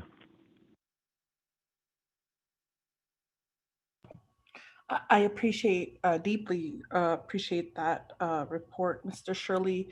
For the colleagues on the subcommittee on the line, is there any follow-up or recommendations? I appreciate your text and your comments regarding the report. I know this is a lot of tough conversation, so just please continue to pray and protect yourselves as we deal with these issues. Mr. Shirley, from the text, we wanted to see Navajo family centers in the past have been a strong partner when dealing with what's happening in terms of human trafficking on Navajo Nation. In looking at the data, we're following up with public safety. They haven't developed a data indicator to report human trafficking on Navajo Nation. Can you give us any idea with the caseload that you see, is that something that's being collected internally when speaking with the families or understanding the dynamic of the forensic interview, if there was any coercion or if these sex acts were used to barter or to in exchange for something else? If you could give us some insight. Thank you, Mr. Shirley. Thank you for that follow-up question. And so a majority of the cases that we do come into contact with, and it's also pretty well known and well documented in research that many of the individuals that are victimized through sexual abuse, sexual assault, many of those occur like within like a family unit or some type of clan relationship of some kind. And so usually what happens is the victimization is done where the victim knows who the offender is or the alleged perpetrator. And so there's a lot of threatening, there's a lot of coercion. Sometimes there's some kind of bartering to where there is some kind of promises that are made, especially to little kids, and to where sometimes the alleged perpetrator will say, you know, if you do this, then you'll get this, or there's going to be some type of threats made to where if there's reports made, then I want to hurt, you know, someone close to you. And so a lot of the cases do involve a lot of that type of scenarios, and then there are some situations where adolescents are put into the situation of human trafficking to where they're put into these different scenarios where they're put in harm's way. And so a lot of those cases, sometimes it takes more time to elicit that information because most of the time the child or the adolescent, they're pretty closed off initially. They're not really trusting as much, and so, but later on, that information does come out. Sometimes it comes out during forensic interviewing. Sometimes it comes out later, like in therapy. Thank you.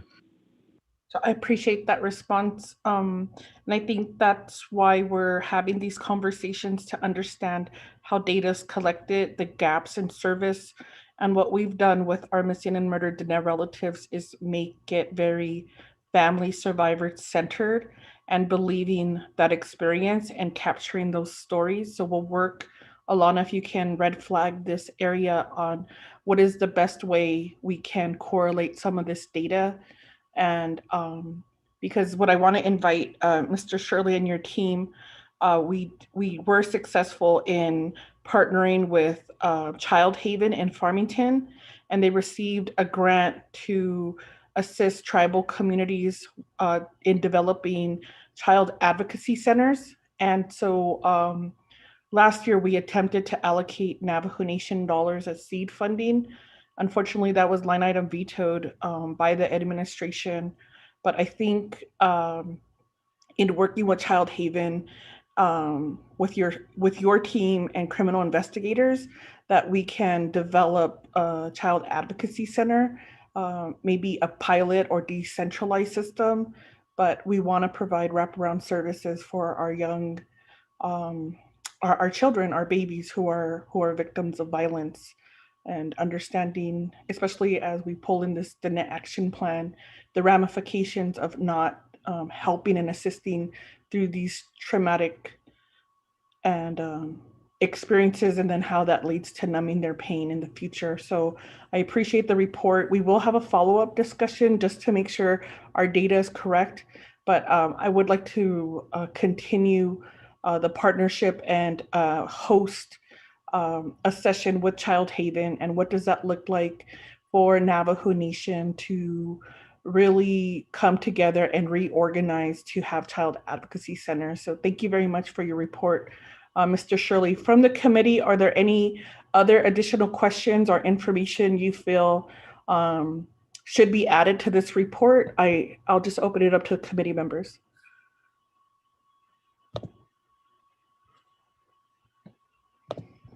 Okay, thank you. I'm reiterating questions that I'm receiving from the text in the chat.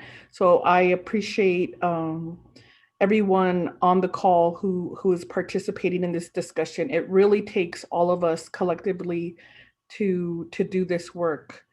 I want to recognize that the next part of this agenda is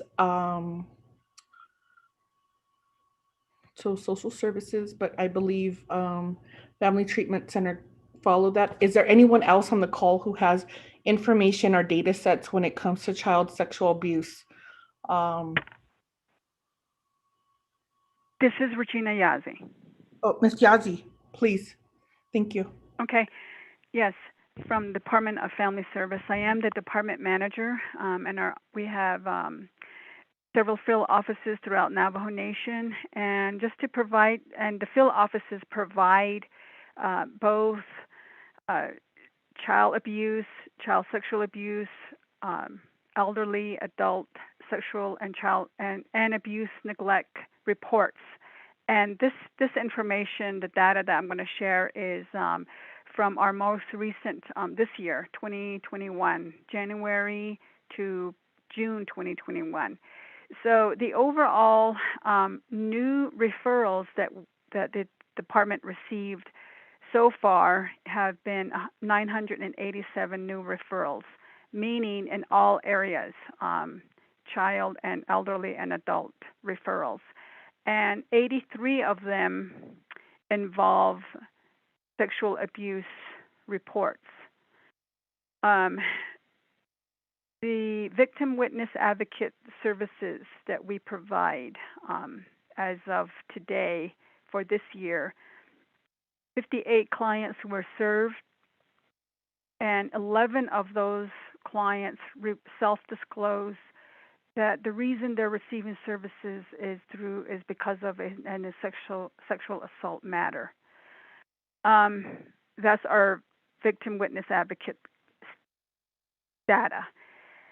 The Shiprock shelter that we have indicates that they have total served 101 at their shelter, and of that,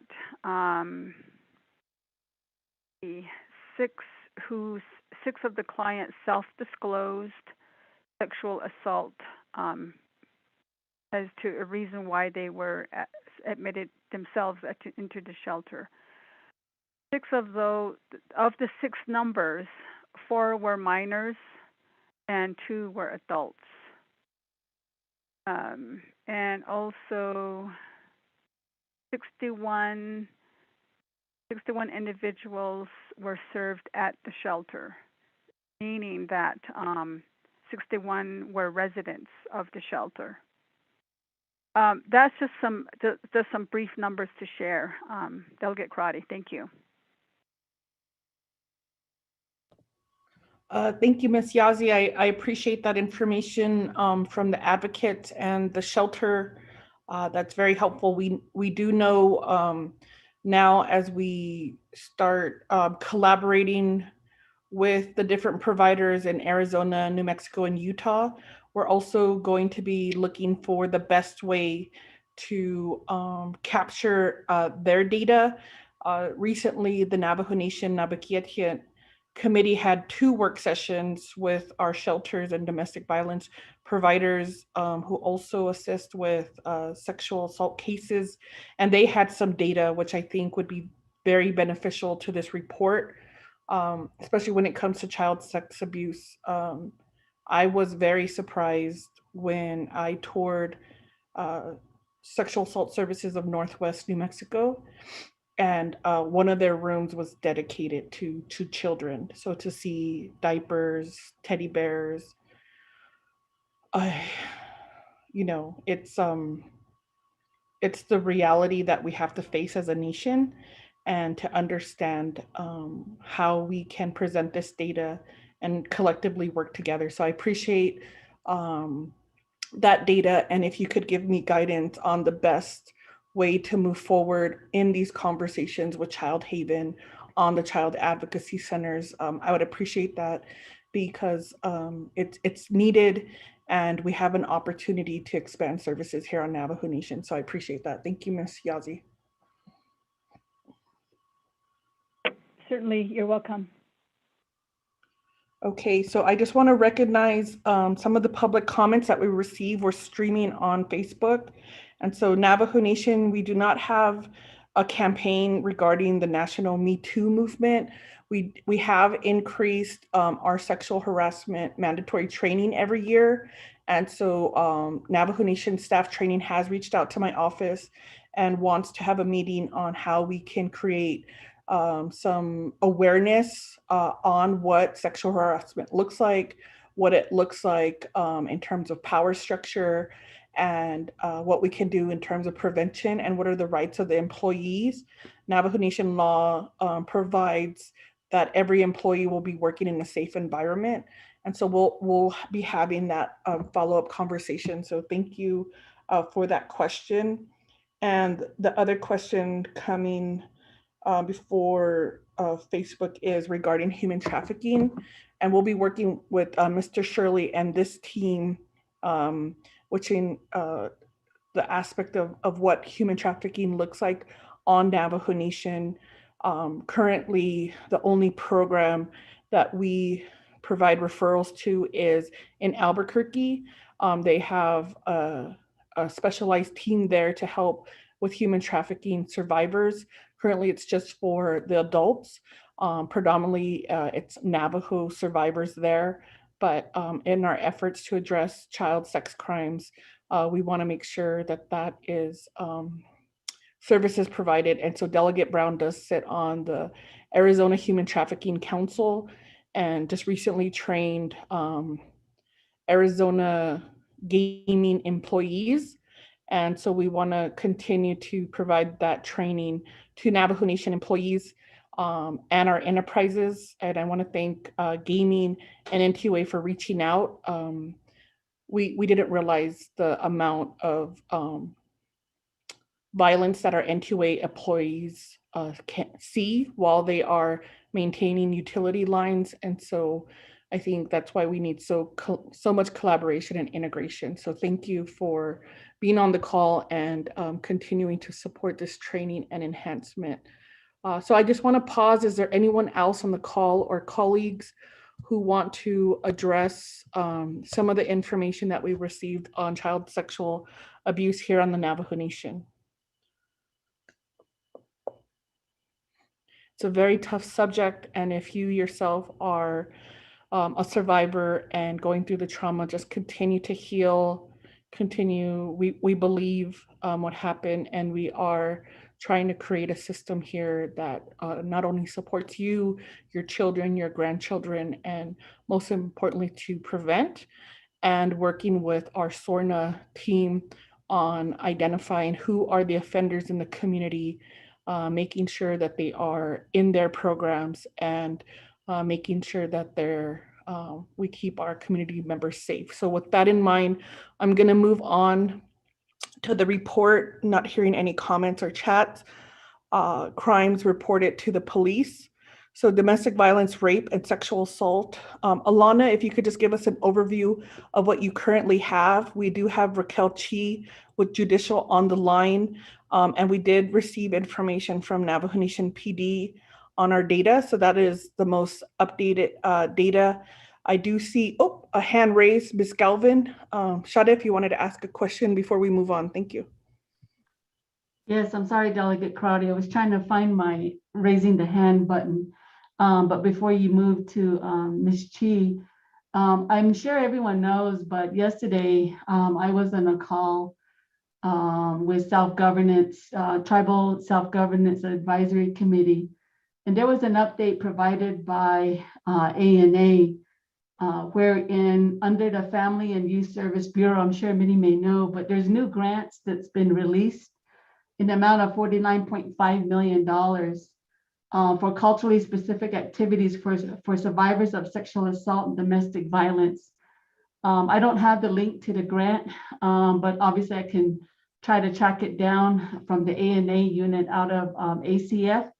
But just wanted, because there's a lot of discussions going on this, and we're looking also for more funding to try to enhance what we're trying to do. And so I think if we make it Navajo owned on the culturally portion of it, I just wanted to list that out. Thank you, Delegate Crotty.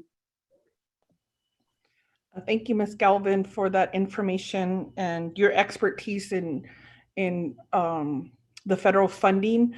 So we do have one ANA proposal for the Missing and Murdered in Their Relatives Data Institute, and also we've applied for the NCAI through the Navajo Nation Council designated Utah Navajo Health Systems to as a designee for the OVC Tribal Set-Aside Grant and the NCAI Micro Grant. And so that is a great working relationship because they use the public health lens. And so that might be conversations where we want to talk with our 638s or other providers. And I would like to have a follow-up conversation, Ms. Galvin, because at this time, I think there's a lot of opportunities when it comes to behavioral health services and what is the vision and how do we get there? So I think the Net Action Plan sets the tone. And then as the worker bees here, then how do we get there? And so if you can help us and maybe have some of those discussions, please invite us and how we can advocate at all different levels, especially New Mexico. We want to follow up with New Mexico on their victim funding and the cultural part. And when we look at sexual assault, and we've had discussions on prior councils, we understand that this is a historical, intergenerational manifestation, either from colonization, but also in our own history and stories. There is the Mothway stories and teachings, and so we will rely on our the traditional practitioners at the Family Treatment Center, behavioral health, to help us guide us through those very sensitive discussions on how we provide services for not only the perpetrators but as the survivors in their healing process. So let's put that in there, that Navajo Nation lead the way on that approach. I appreciate that. Kevin, did you have your hand up or was that a mistake? No, this is speaking more as a former ICW worker for the Lac du Flambeau tribe, but I was involved with CAC interviews tangentially, and I think it's very beneficial, especially for cases of incest and things like that with regard to child sexual abuse, to have CAC options as close to the child's home as possible. What we had to do was drive 90 to 100 minutes away to get to a CAC. And I imagine that's much farther for the Navajo Nation. So that's just one small thought I had.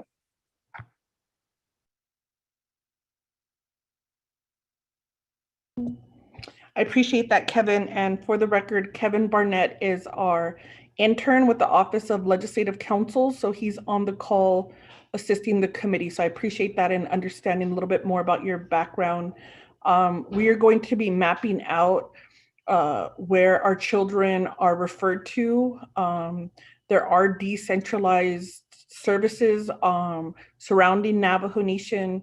We do have the Family Advocacy Center at Setso Medical Center, a 638, and the work that we've been doing, especially when we come to the part on the U.S. Attorney declination, we see that child sex crimes are the highest percentage of declined cases from our U.S. Attorney's office.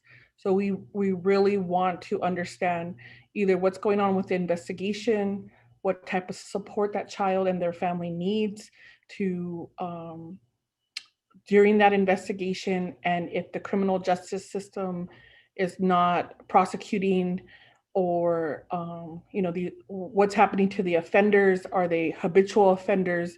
And so that's going to be an area that maybe you can help me or help the committee out to understand and how we could advocate. When we met with our FBI partners 2 days ago in Utah at Montezuma Creek, the special agent there from Salt Lake City had mentioned we need more communication, and we agree. And what does that look like? And how can we support our children? And so I appreciate that comment, and for everyone on the call, for those who are here learning, understanding more, those who've been in the trenches for a number of years. And as a committee, we've been working on this. We were established in 2016, so we have consistently been working on this for 5 years. So thank you for everyone on the call. And I did want to see, I don't see any other hands or chats. For folks who are on Facebook, we can follow up with what are some of the ramifications when elected leaders engage in moral turpitude, when they are not living up to their expectations from the public or community on their behavior. We can have a follow-up conversation.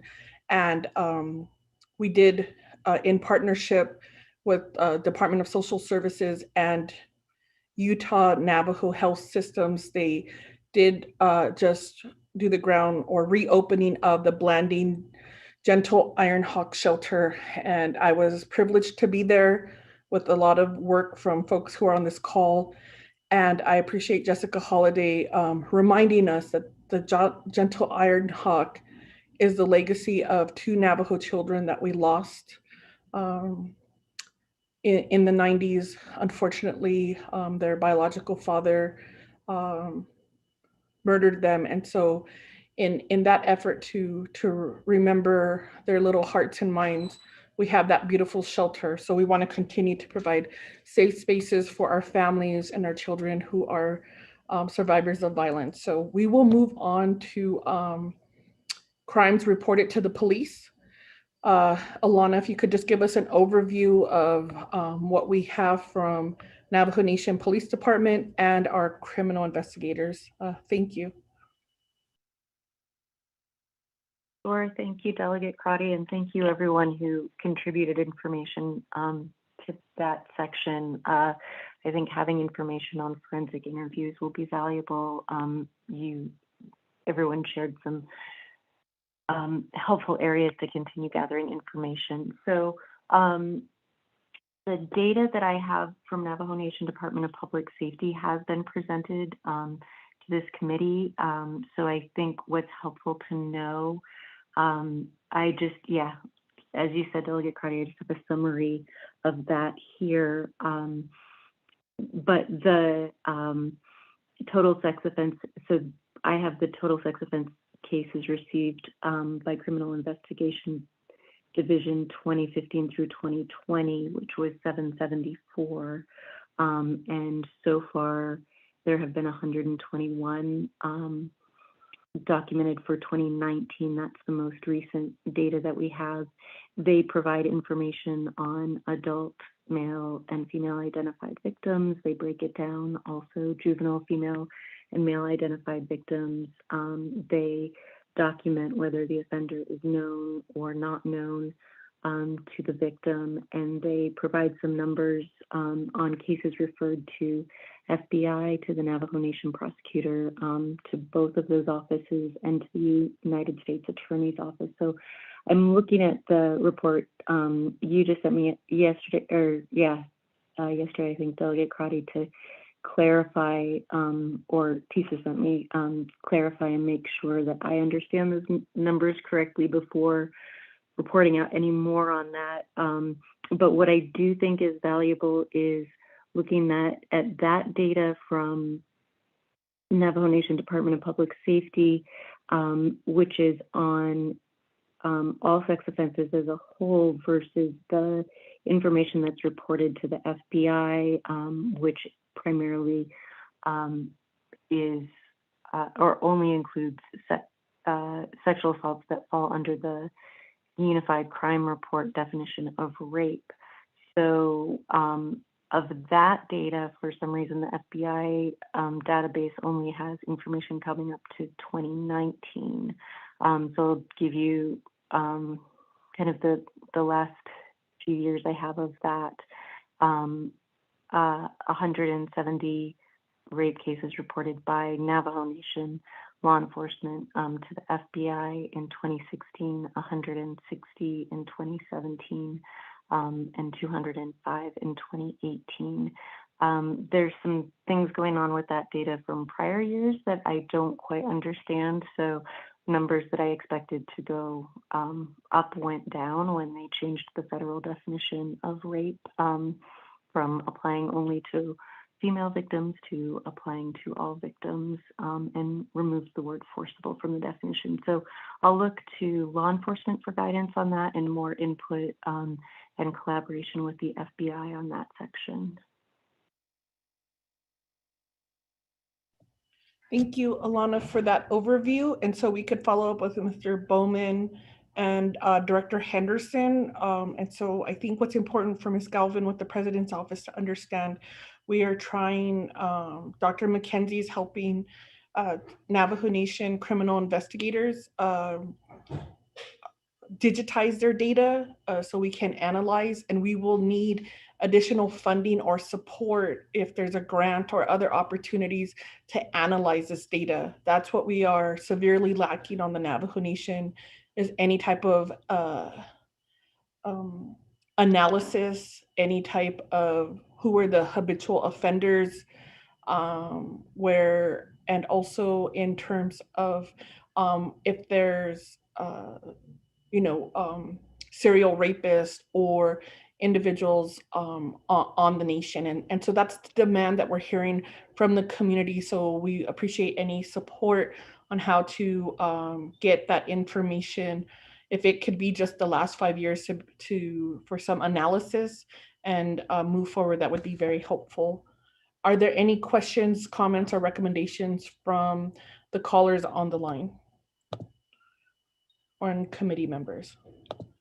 Delegate James, I did want to ask, because you're on the Law and Order Committee, Shiaj, if there's any information, and we do have shot at our advisor, Ms. Lorraine Spencer, if there's any information that Law and Order Committee can provide on some of these reports, we would appreciate any of those recommendations. And because we don't want to have reports that are being reported to the committee. We'd like to have that collaboration.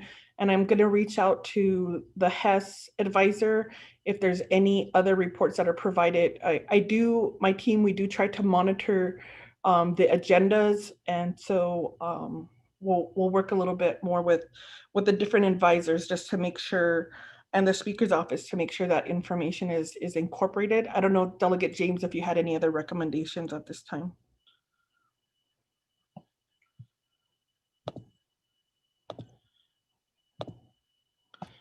Okay, thank you for the chat and the update. Okay, as noted, we'll move forward. In the discussion, the FBI data, Alana, did you touch on that, the UCR data? Yeah, those are the last numbers that I reported. Okay, And they are now moving from UCR to NIBRS. And so we do want to red flag that just to understand if there's a shift in how data is being reported. Dr. McKenzie, did you want to give us a quick update on what's going to be the difference? I know that you had drawn that out for me in terms of how data is going to be collected. I'm kind of putting you on the spot, so I apologize.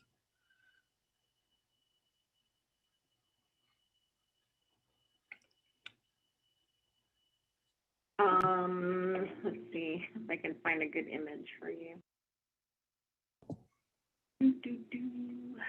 Okay, so the UCR is more like summary kind of stuff, but the NIBRS is more detailed. I guess in a nutshell. So it's more. I think the UCR is more like summary kind of stuff. The NIBRS, which is the National Incident-Based Reporting System, has a little bit more details in it. Maybe on the next meeting I can give you a better explanation. Sorry. Okay, we'll get that summary out to the team. Thank you. I know I kind of put you on the spot, but we just know that data is moving along. Lana, did you go over the sexual assault kit processing? I didn't. That is an area that needs further development. I know that there was a presentation given by public safety in this committee prior, so I wanted to review that information. And I'm still in the process of trying to figure out who our federal partner sources are. But I think, yeah, so I still need to learn more about, for instance, who is conducting sexual assault exams. I think you highlighted something earlier, which is that many providers of services for Navajo Nation members are located off the nation. And so I think considering, and not all of those agencies document the tribal affiliation of the clients that they provide services to, but some may. So that is an area that I think is worth considering.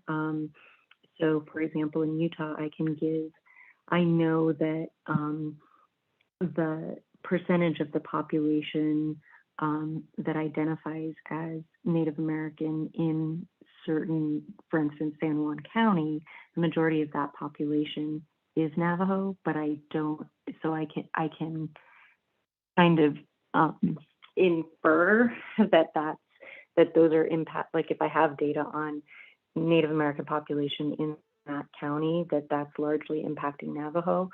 But that kind of data is very difficult to capture. So if those exams, and I don't know who's doing the processing in each, if all the processing is being done by state laboratories, I don't know if we can extract that data. So those are just some things that I wanted to look at and just include to identify in the future. And then I know those prosecution rates are of great concern. So I wanted to assemble whatever information we can, but I don't have that yet.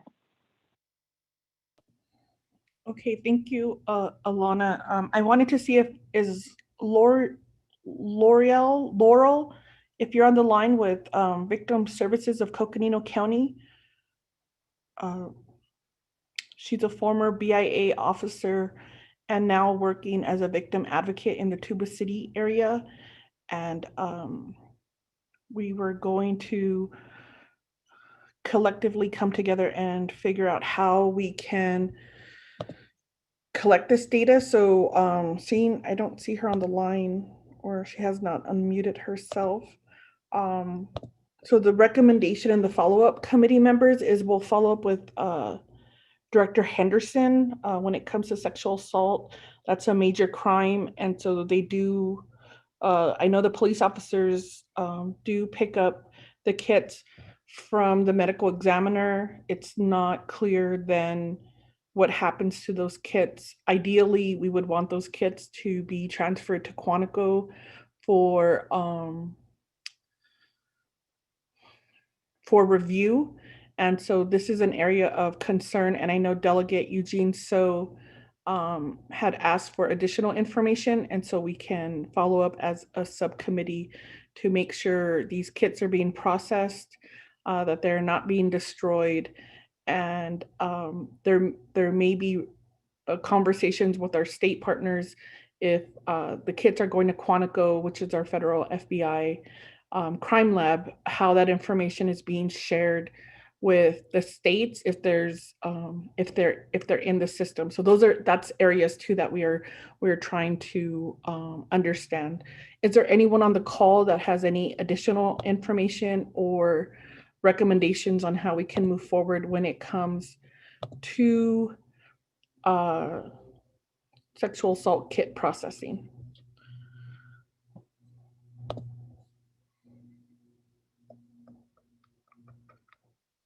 Okay, so we will, I know that's a specialized area, so we will follow up, and anyone on the call would appreciate any support or recommendations on how we deal with these kit processing. Alana, did you want to move forward on your report regarding the prosecution of major sex crimes? That was one of the other areas that I included because I know it was an area of concern. So the major sex crimes are the ones that are that the responsibility for investigating and prosecuting falls to federal partners. And then I think it would be helpful to lay out some information maybe for the community and around which types of sexual offenses are eligible for what investigation or prosecution or services on provided by the nation versus which ones, like how those determinations are made between those that are eligible to move forward on Navajo versus those that have to be referred out to federal partners. So yeah, just wanted to put that out there to see if anyone had any input or to just identify that as an area that I think would be helpful to illustrate. Okay, thank you. We'll collectively work together. And I appreciate all of the chats that are coming in. So as clarification, we do have a very rough report that Alana and Ra provided to the subcommittee prior to this call. What we're doing now is that's a rough working document. And so Alana has offered from this conversation to refine that report, and then we'll send that out via the SAP email listserv. So if you need to be added to that, Lorraine Spencer and with Office of Legislative Services sends out the agenda, and she could add you to the email so that you could also receive that working document. And we'll use that for our next follow-up meeting to get updated information and get ready for the tribal consultation. So thank you for everyone's questions and chat online. I appreciate all of your participation. We are at the final section of our report. We do have individuals from judicial branch, and it looks like we'll have to extend an invitation to the office, Navajo Nation Office of the Prosecutor. So I apologize, Mr. Bitsui, I did not extend a direct invitation, but he has reported to the committee, so we'll pull up that information. But Alana, can you let us know what you have when it comes to court services?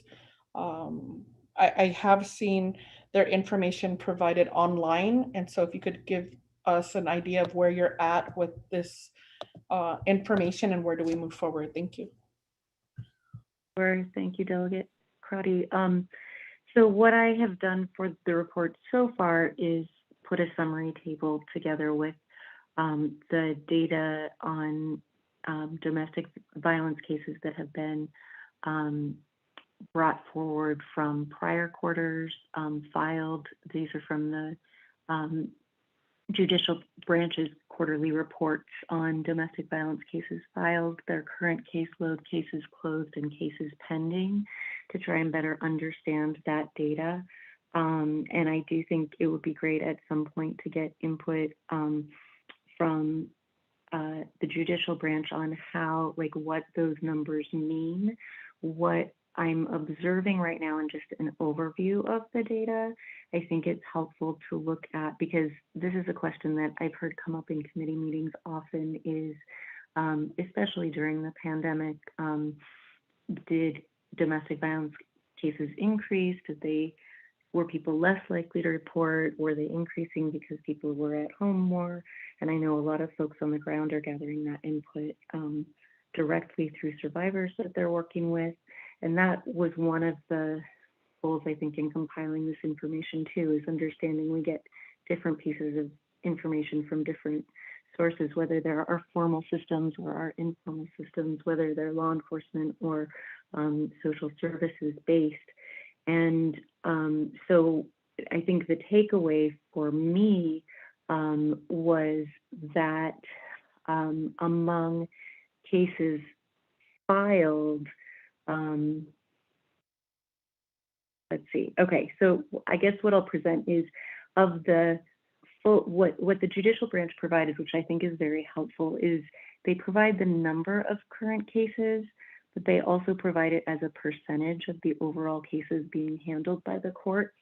And so if we look at cases that I believe this means cases brought forward from the prior quarter, the numbers may change. So like the absolute numbers from April to June of 2020 were just under 1,000. July to September of 2020 were just over 1,000. And then from October to December of 2020, they were down to 678. But their percentage, so they actually went down towards the end of the year. And then looking at, and then by the beginning, so the first quarter of 2021, they were back up a little over 1,000. So it looks like there might be a little difference in the last quarter of last year, but as a percentage of overall cases handled by the court, the percentage tends to be just under 5%, with a dip in towards the end of last year. In the most recent report that you did provide for me, they only included the domestic cases, violence cases filed. And so I don't know that as a percentage of cases, but in terms of cases filed, there seems to be a little bit of variation there also, which may have to do to staffing levels during COVID. But it looks like anywhere that domestic violence cases in 2020 went from 257 during one quarter during spring, and then up or in the 500s for fall and winter. And as a percentage of total cases, there was some variation there. But in the first quarter of this year, there were 406 domestic violence cases filed, which was 8.8% of the total cases. And then in the most recent quarter, April through June, there were 345 cases filed, but I don't know what percentage of total caseload. So I think having judicial staff provide some input as to what their understanding of what those numbers represent would be really helpful to include. And I recognize they may not have that today.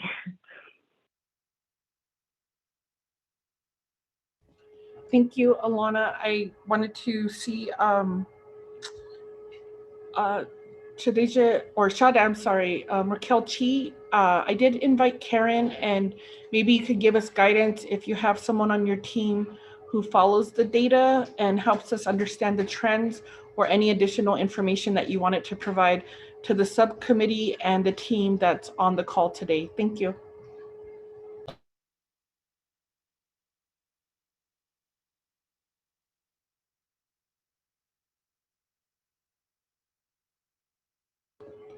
So you may be muted. You'll have to press *6.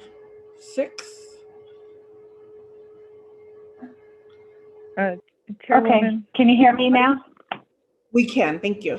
And just please introduce or identify yourself for the record for our staff, and thank you for joining our call.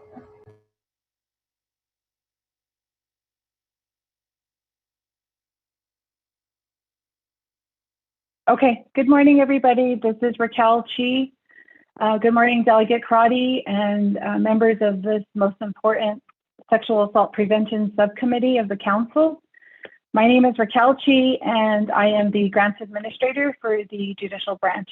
Thank you for bringing up the data and these all important topics that we're talking about today.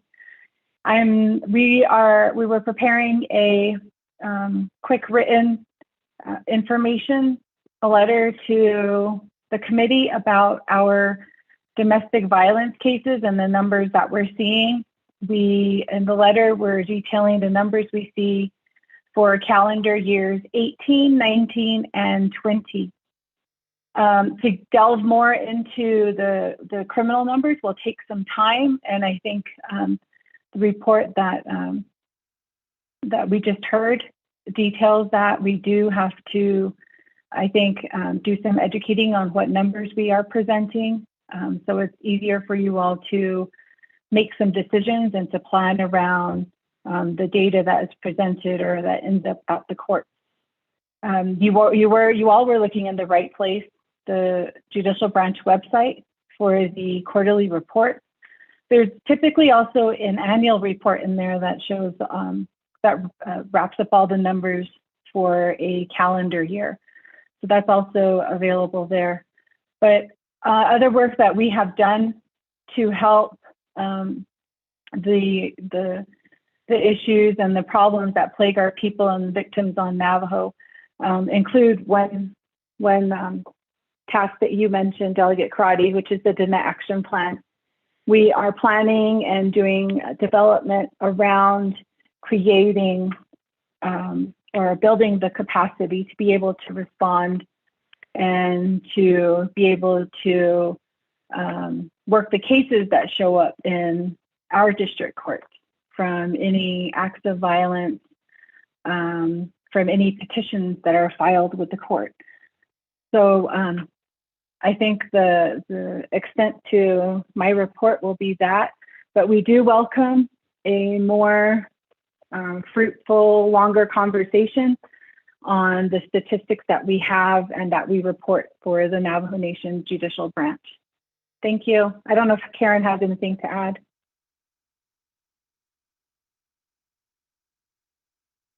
Madam Chair, can you hear me? Oh, we could hear you.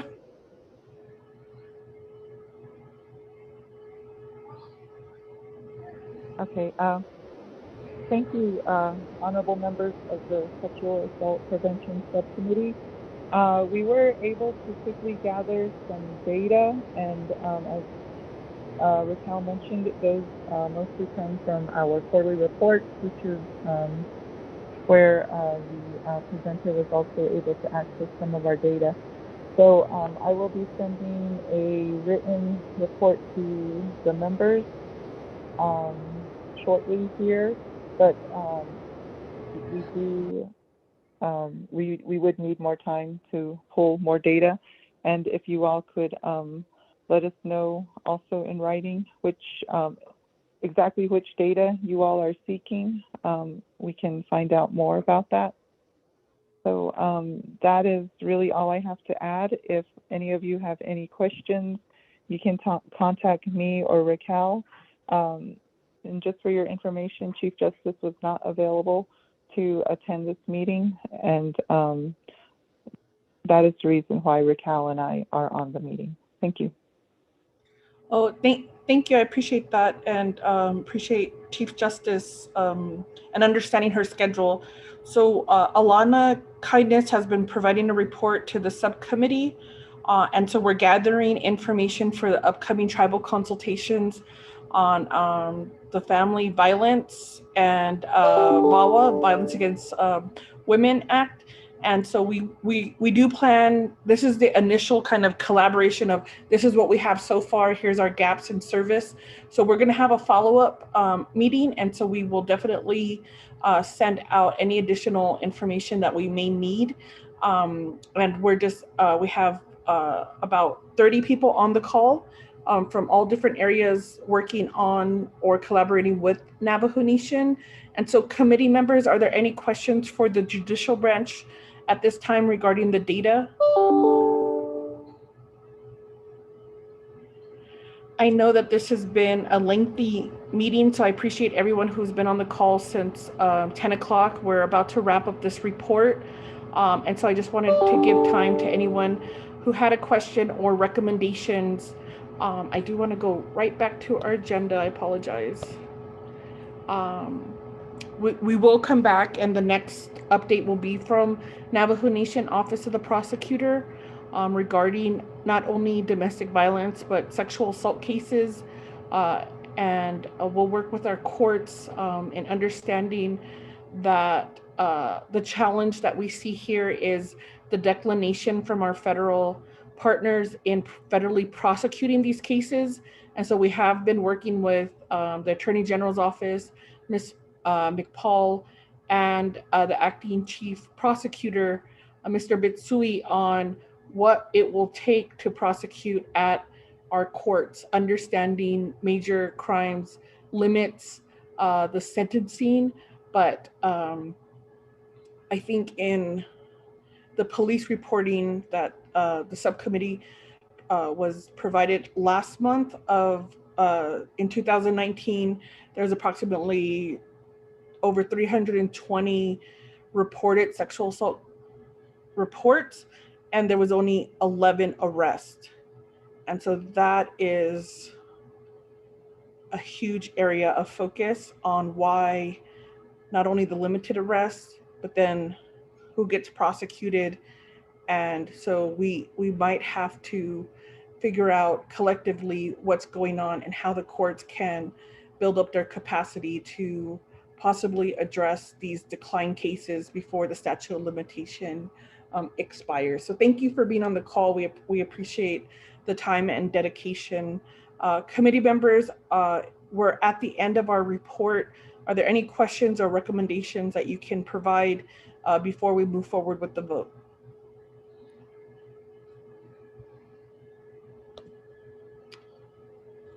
Okay, not hearing none, I want to open it up to the floor of our providers and folks on the line. Are there any questions or recommendations? I can facilitate the next meeting or in collaboration with Ms. Galvin, or it can be possibly the first step in developing or solidifying the Net Action Plan Advisory Committee. But we will have a follow-up meeting.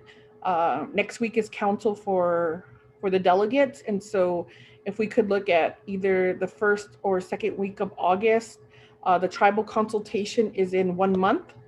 And so we do want to get this data secured for leadership to present prior to the consultation, and then we could provide our written comments. And I think that'll help all of us in our efforts to reduce violence in our communities. Are there any other questions, concerns, or recommendations from individuals on the call?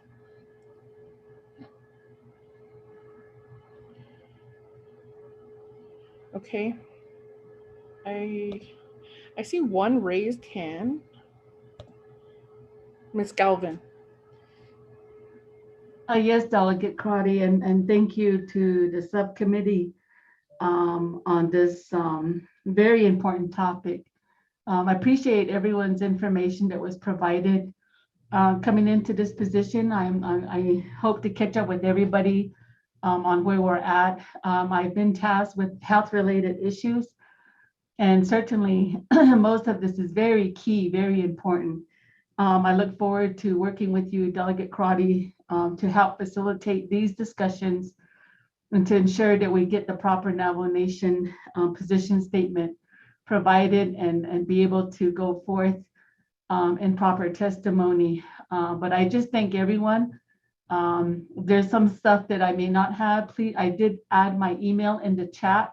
So please email me any information that you may have. I look forward to reading through on those and getting caught up with this. But I just want to thank everyone and look forward to dialoguing further. Thank you. I appreciate that, and I appreciate the Office of the President and Vice President for being on the call, for our legislative staff and our judicial branch, and of course, all of the advocates and providers that really do the on-the-ground work. We recognize the critical role that our advocates play in just helping and being there in the time of crisis for community members. So seeing that there's no other chats or texts, I am going to ask for the vote on this very critical report, and we'll be sending out the latest draft via email. So please contact our staff or myself to get on that email listserv. Sherelle, Shadeja, if you could help us with the vote, I appreciate that. Thank you very much. Okay, Honorable Nathaniel Brown, how do you vote? Delegate Brown votes green. Honorable Brown votes green. Honorable Paul Begay is excused. Honorable Vince James.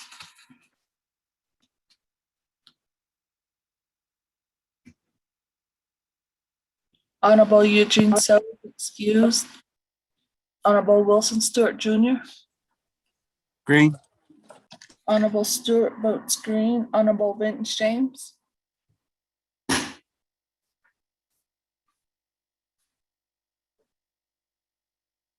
Honorable Vince James. Chair, you have 2 in favor, 0 opposed, 2 excused, Honorable Paul Begay and Honorable Eugene So, and 2 not voting, which is Honorable Vince James and Honorable Madam Chair Amber Canesba Crotty. Madam Chair. Okay, thank you. I think Delegate James looks like he may be having some technical issues. He was on the call, so we will see if he had technical issues. So there's no old business, new business, none. So we'll close the meeting. Any announcements from the committee members? This is Delegate Brown. Delegate Brown, your announcement? Oh yeah, and thank you. It's really good to hear everyone's voices, some familiar voices. Alana, Kindness, Shada also, Miss Francisco Nez, and Shadeja, Jolene,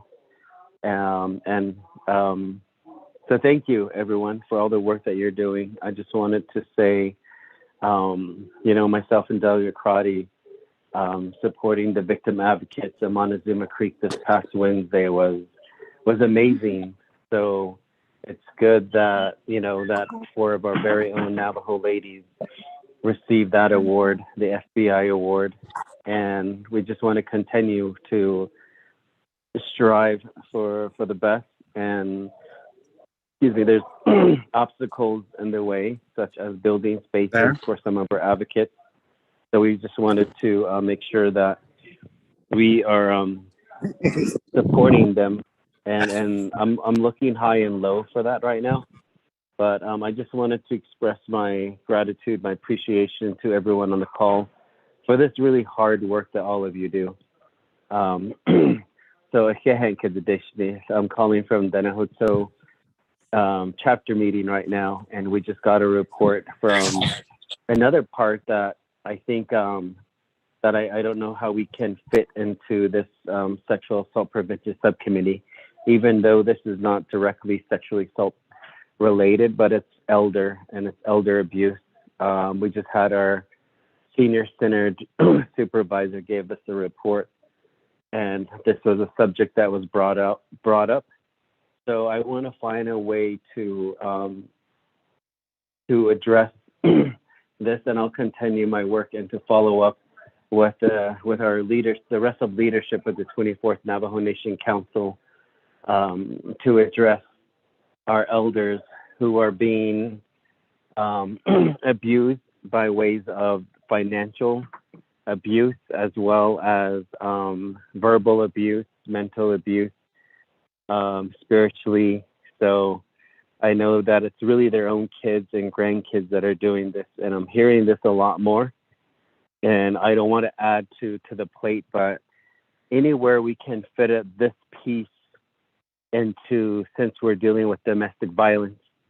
I think that specific part, I know Jolene, you have collected data and then adding to your grid of the very important work that goes on out there. And this problem is not going away, and I don't think it will, as long as we have our bootleggers, our people struggling with substance abuse, alcohol, and drugs. So just a food for thought. I'm going to need help, but I'll do my part as well. And then I will have to look at the Title 17 laws again. Again, thank you. And then Delegate Crotty for your tireless efforts in all of this. So I stand by all of you, and I'm going to give my offerings again. I see some rain clouds in the distance. It's been really nice to have these rain clouds, and now we're just hoping for more rain on Navajo. So I think, thank you to everyone. Have a good day, good weekend. Thank you, Delegate Brown, for that announcement. Travel well, Shiaj. I wanted just, in looking at my notes, and since I have the attention of so many programs, Ms. Galvin, we also need to work with, or maybe Delegate James, if you're back on the line. There is a TAP program called Tribal Access Program. There is sections in our Title 17 that is not clear on who inputs domestic violence protection orders into that system. And so I do have a memo from our judicial branch opting out of the TAP program, and understanding some of those challenges. If we can have in our next meeting, if we could add that onto the agenda, then if it's going to be Navajo Nation public safety, we just need to make sure that information is being documented, to make sure when protection orders are ordered, they're in the system, and whether they're on Navajo Nation or in other places of the United States, that those protection orders are still in place and valid if they come from Navajo court. So thank you very much, because I think that's the follow-up conversation. So Lorene Spencer is our advisor. Her email is lspencer@navajonation-nsn.gov, and she coordinates the agenda. If you want to report to the committee, please send your request to the advisor, and we look forward to having those future conversations. This Saturday, as an announcement, committee members will be in Albuquerque at Graves Park starting at 7 o'clock. We are working with the Coalition to Stop Violence Against Native Women and other community organizations on recovering our Navajo children who were buried at the former boarding school in Albuquerque. And so that takes place tomorrow at 7 to 8:30 at Graves Park. Speaker's office will be sending out some additional information. And I think I just wanted to make that announcement. And Cecilia Fiona Barber Fiona will be her reception, and she will be coming home with honor guard escort. And then Tuesday at 2 o'clock, we'll be honoring her life at the Farmington Civic Center at 2 o'clock. So I know community members may feel overwhelmed because they sense all of this violence, but for so long they did that in isolation or by themselves. So what we want to do is bring community together for healing. So thank you so much for being on the line. Is there any other committee members that have an announcement before we adjourn? I do. This is Delegate Stewart. Go ahead, Chiaj. Okay, Yat A Shema, committee members, Dani Glinigi for the SAP committee, and also those that presented today. I was breaking in and out. We're doing our annual trail ride. So today, we're up here in White Clay. We're going towards Meltwater. we have, I've been talking to the youth that have been riding with me about what we do, and committees that I serve on. And this is one that you always get emotional about, this committee, no matter who you are, on someone, and it's really hard to express yourselves at times, but I thank you for all the work that you all do out there for the communities, the children, and those that have been victims. So, this afternoon, I just want to say that as I was listening to the presentation and reflecting and listening to these young people, and visiting these homes, thank you. Oh, yeah, I appreciate that. And if you don't know, Delegate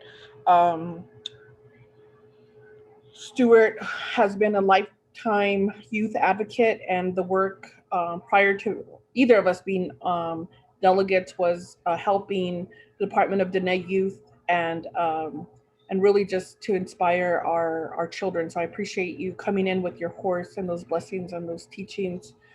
Is there anyone else on the call who has an announcement before we adjourn? I see that Delegate James has is back on the call. As you are on mute. We have not gone to a next action item. Did you want to cast your vote for the report? And we could capture your vote for the report. Thank you, Shiash. Oh, Samantha, I'll go ahead and vote green. Apologize for that. Thank you. No problem. Thank you, Yaj. We know it was a long report, and we appreciate the work that you have done with Head Start and being an advocate for our young children and the work you're doing on the Law and Order Committee. So thank you for being on the call. With that in mind, please identify or record Delegate James did vote green on the report. We'll move on to adjournment. If I could receive a motion. Motion, Delegate James. Delegate James motion, second. Stewart. Delegate Stewart seconds. Are there any questions or concerns? Our next meeting, we meet the third Friday of every month. So that will be August 20th at 10 o'clock. We'll vote on the adjournment. Thank you very much. I appreciate everyone on the call. Take care of yourselves, smudge, pray, just touch Mother Earth and be grateful and love yourself. Thank you. Okay, Honorable Nathaniel Brown, how do you vote?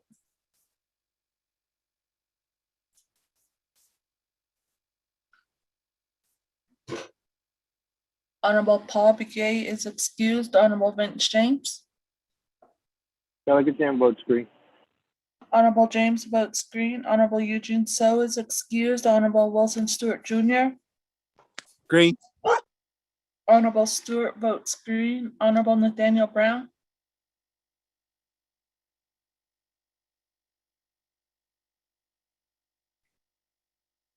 Honorable Nathaniel Brown.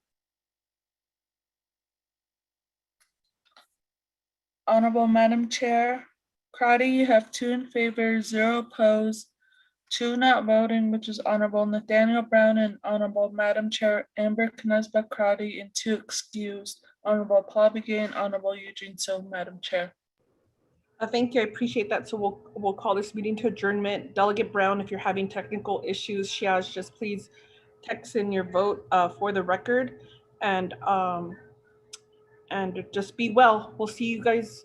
Take care of yourself, and appreciate the energy to provide comfort and healing to our people. I'll go on it. Thank you.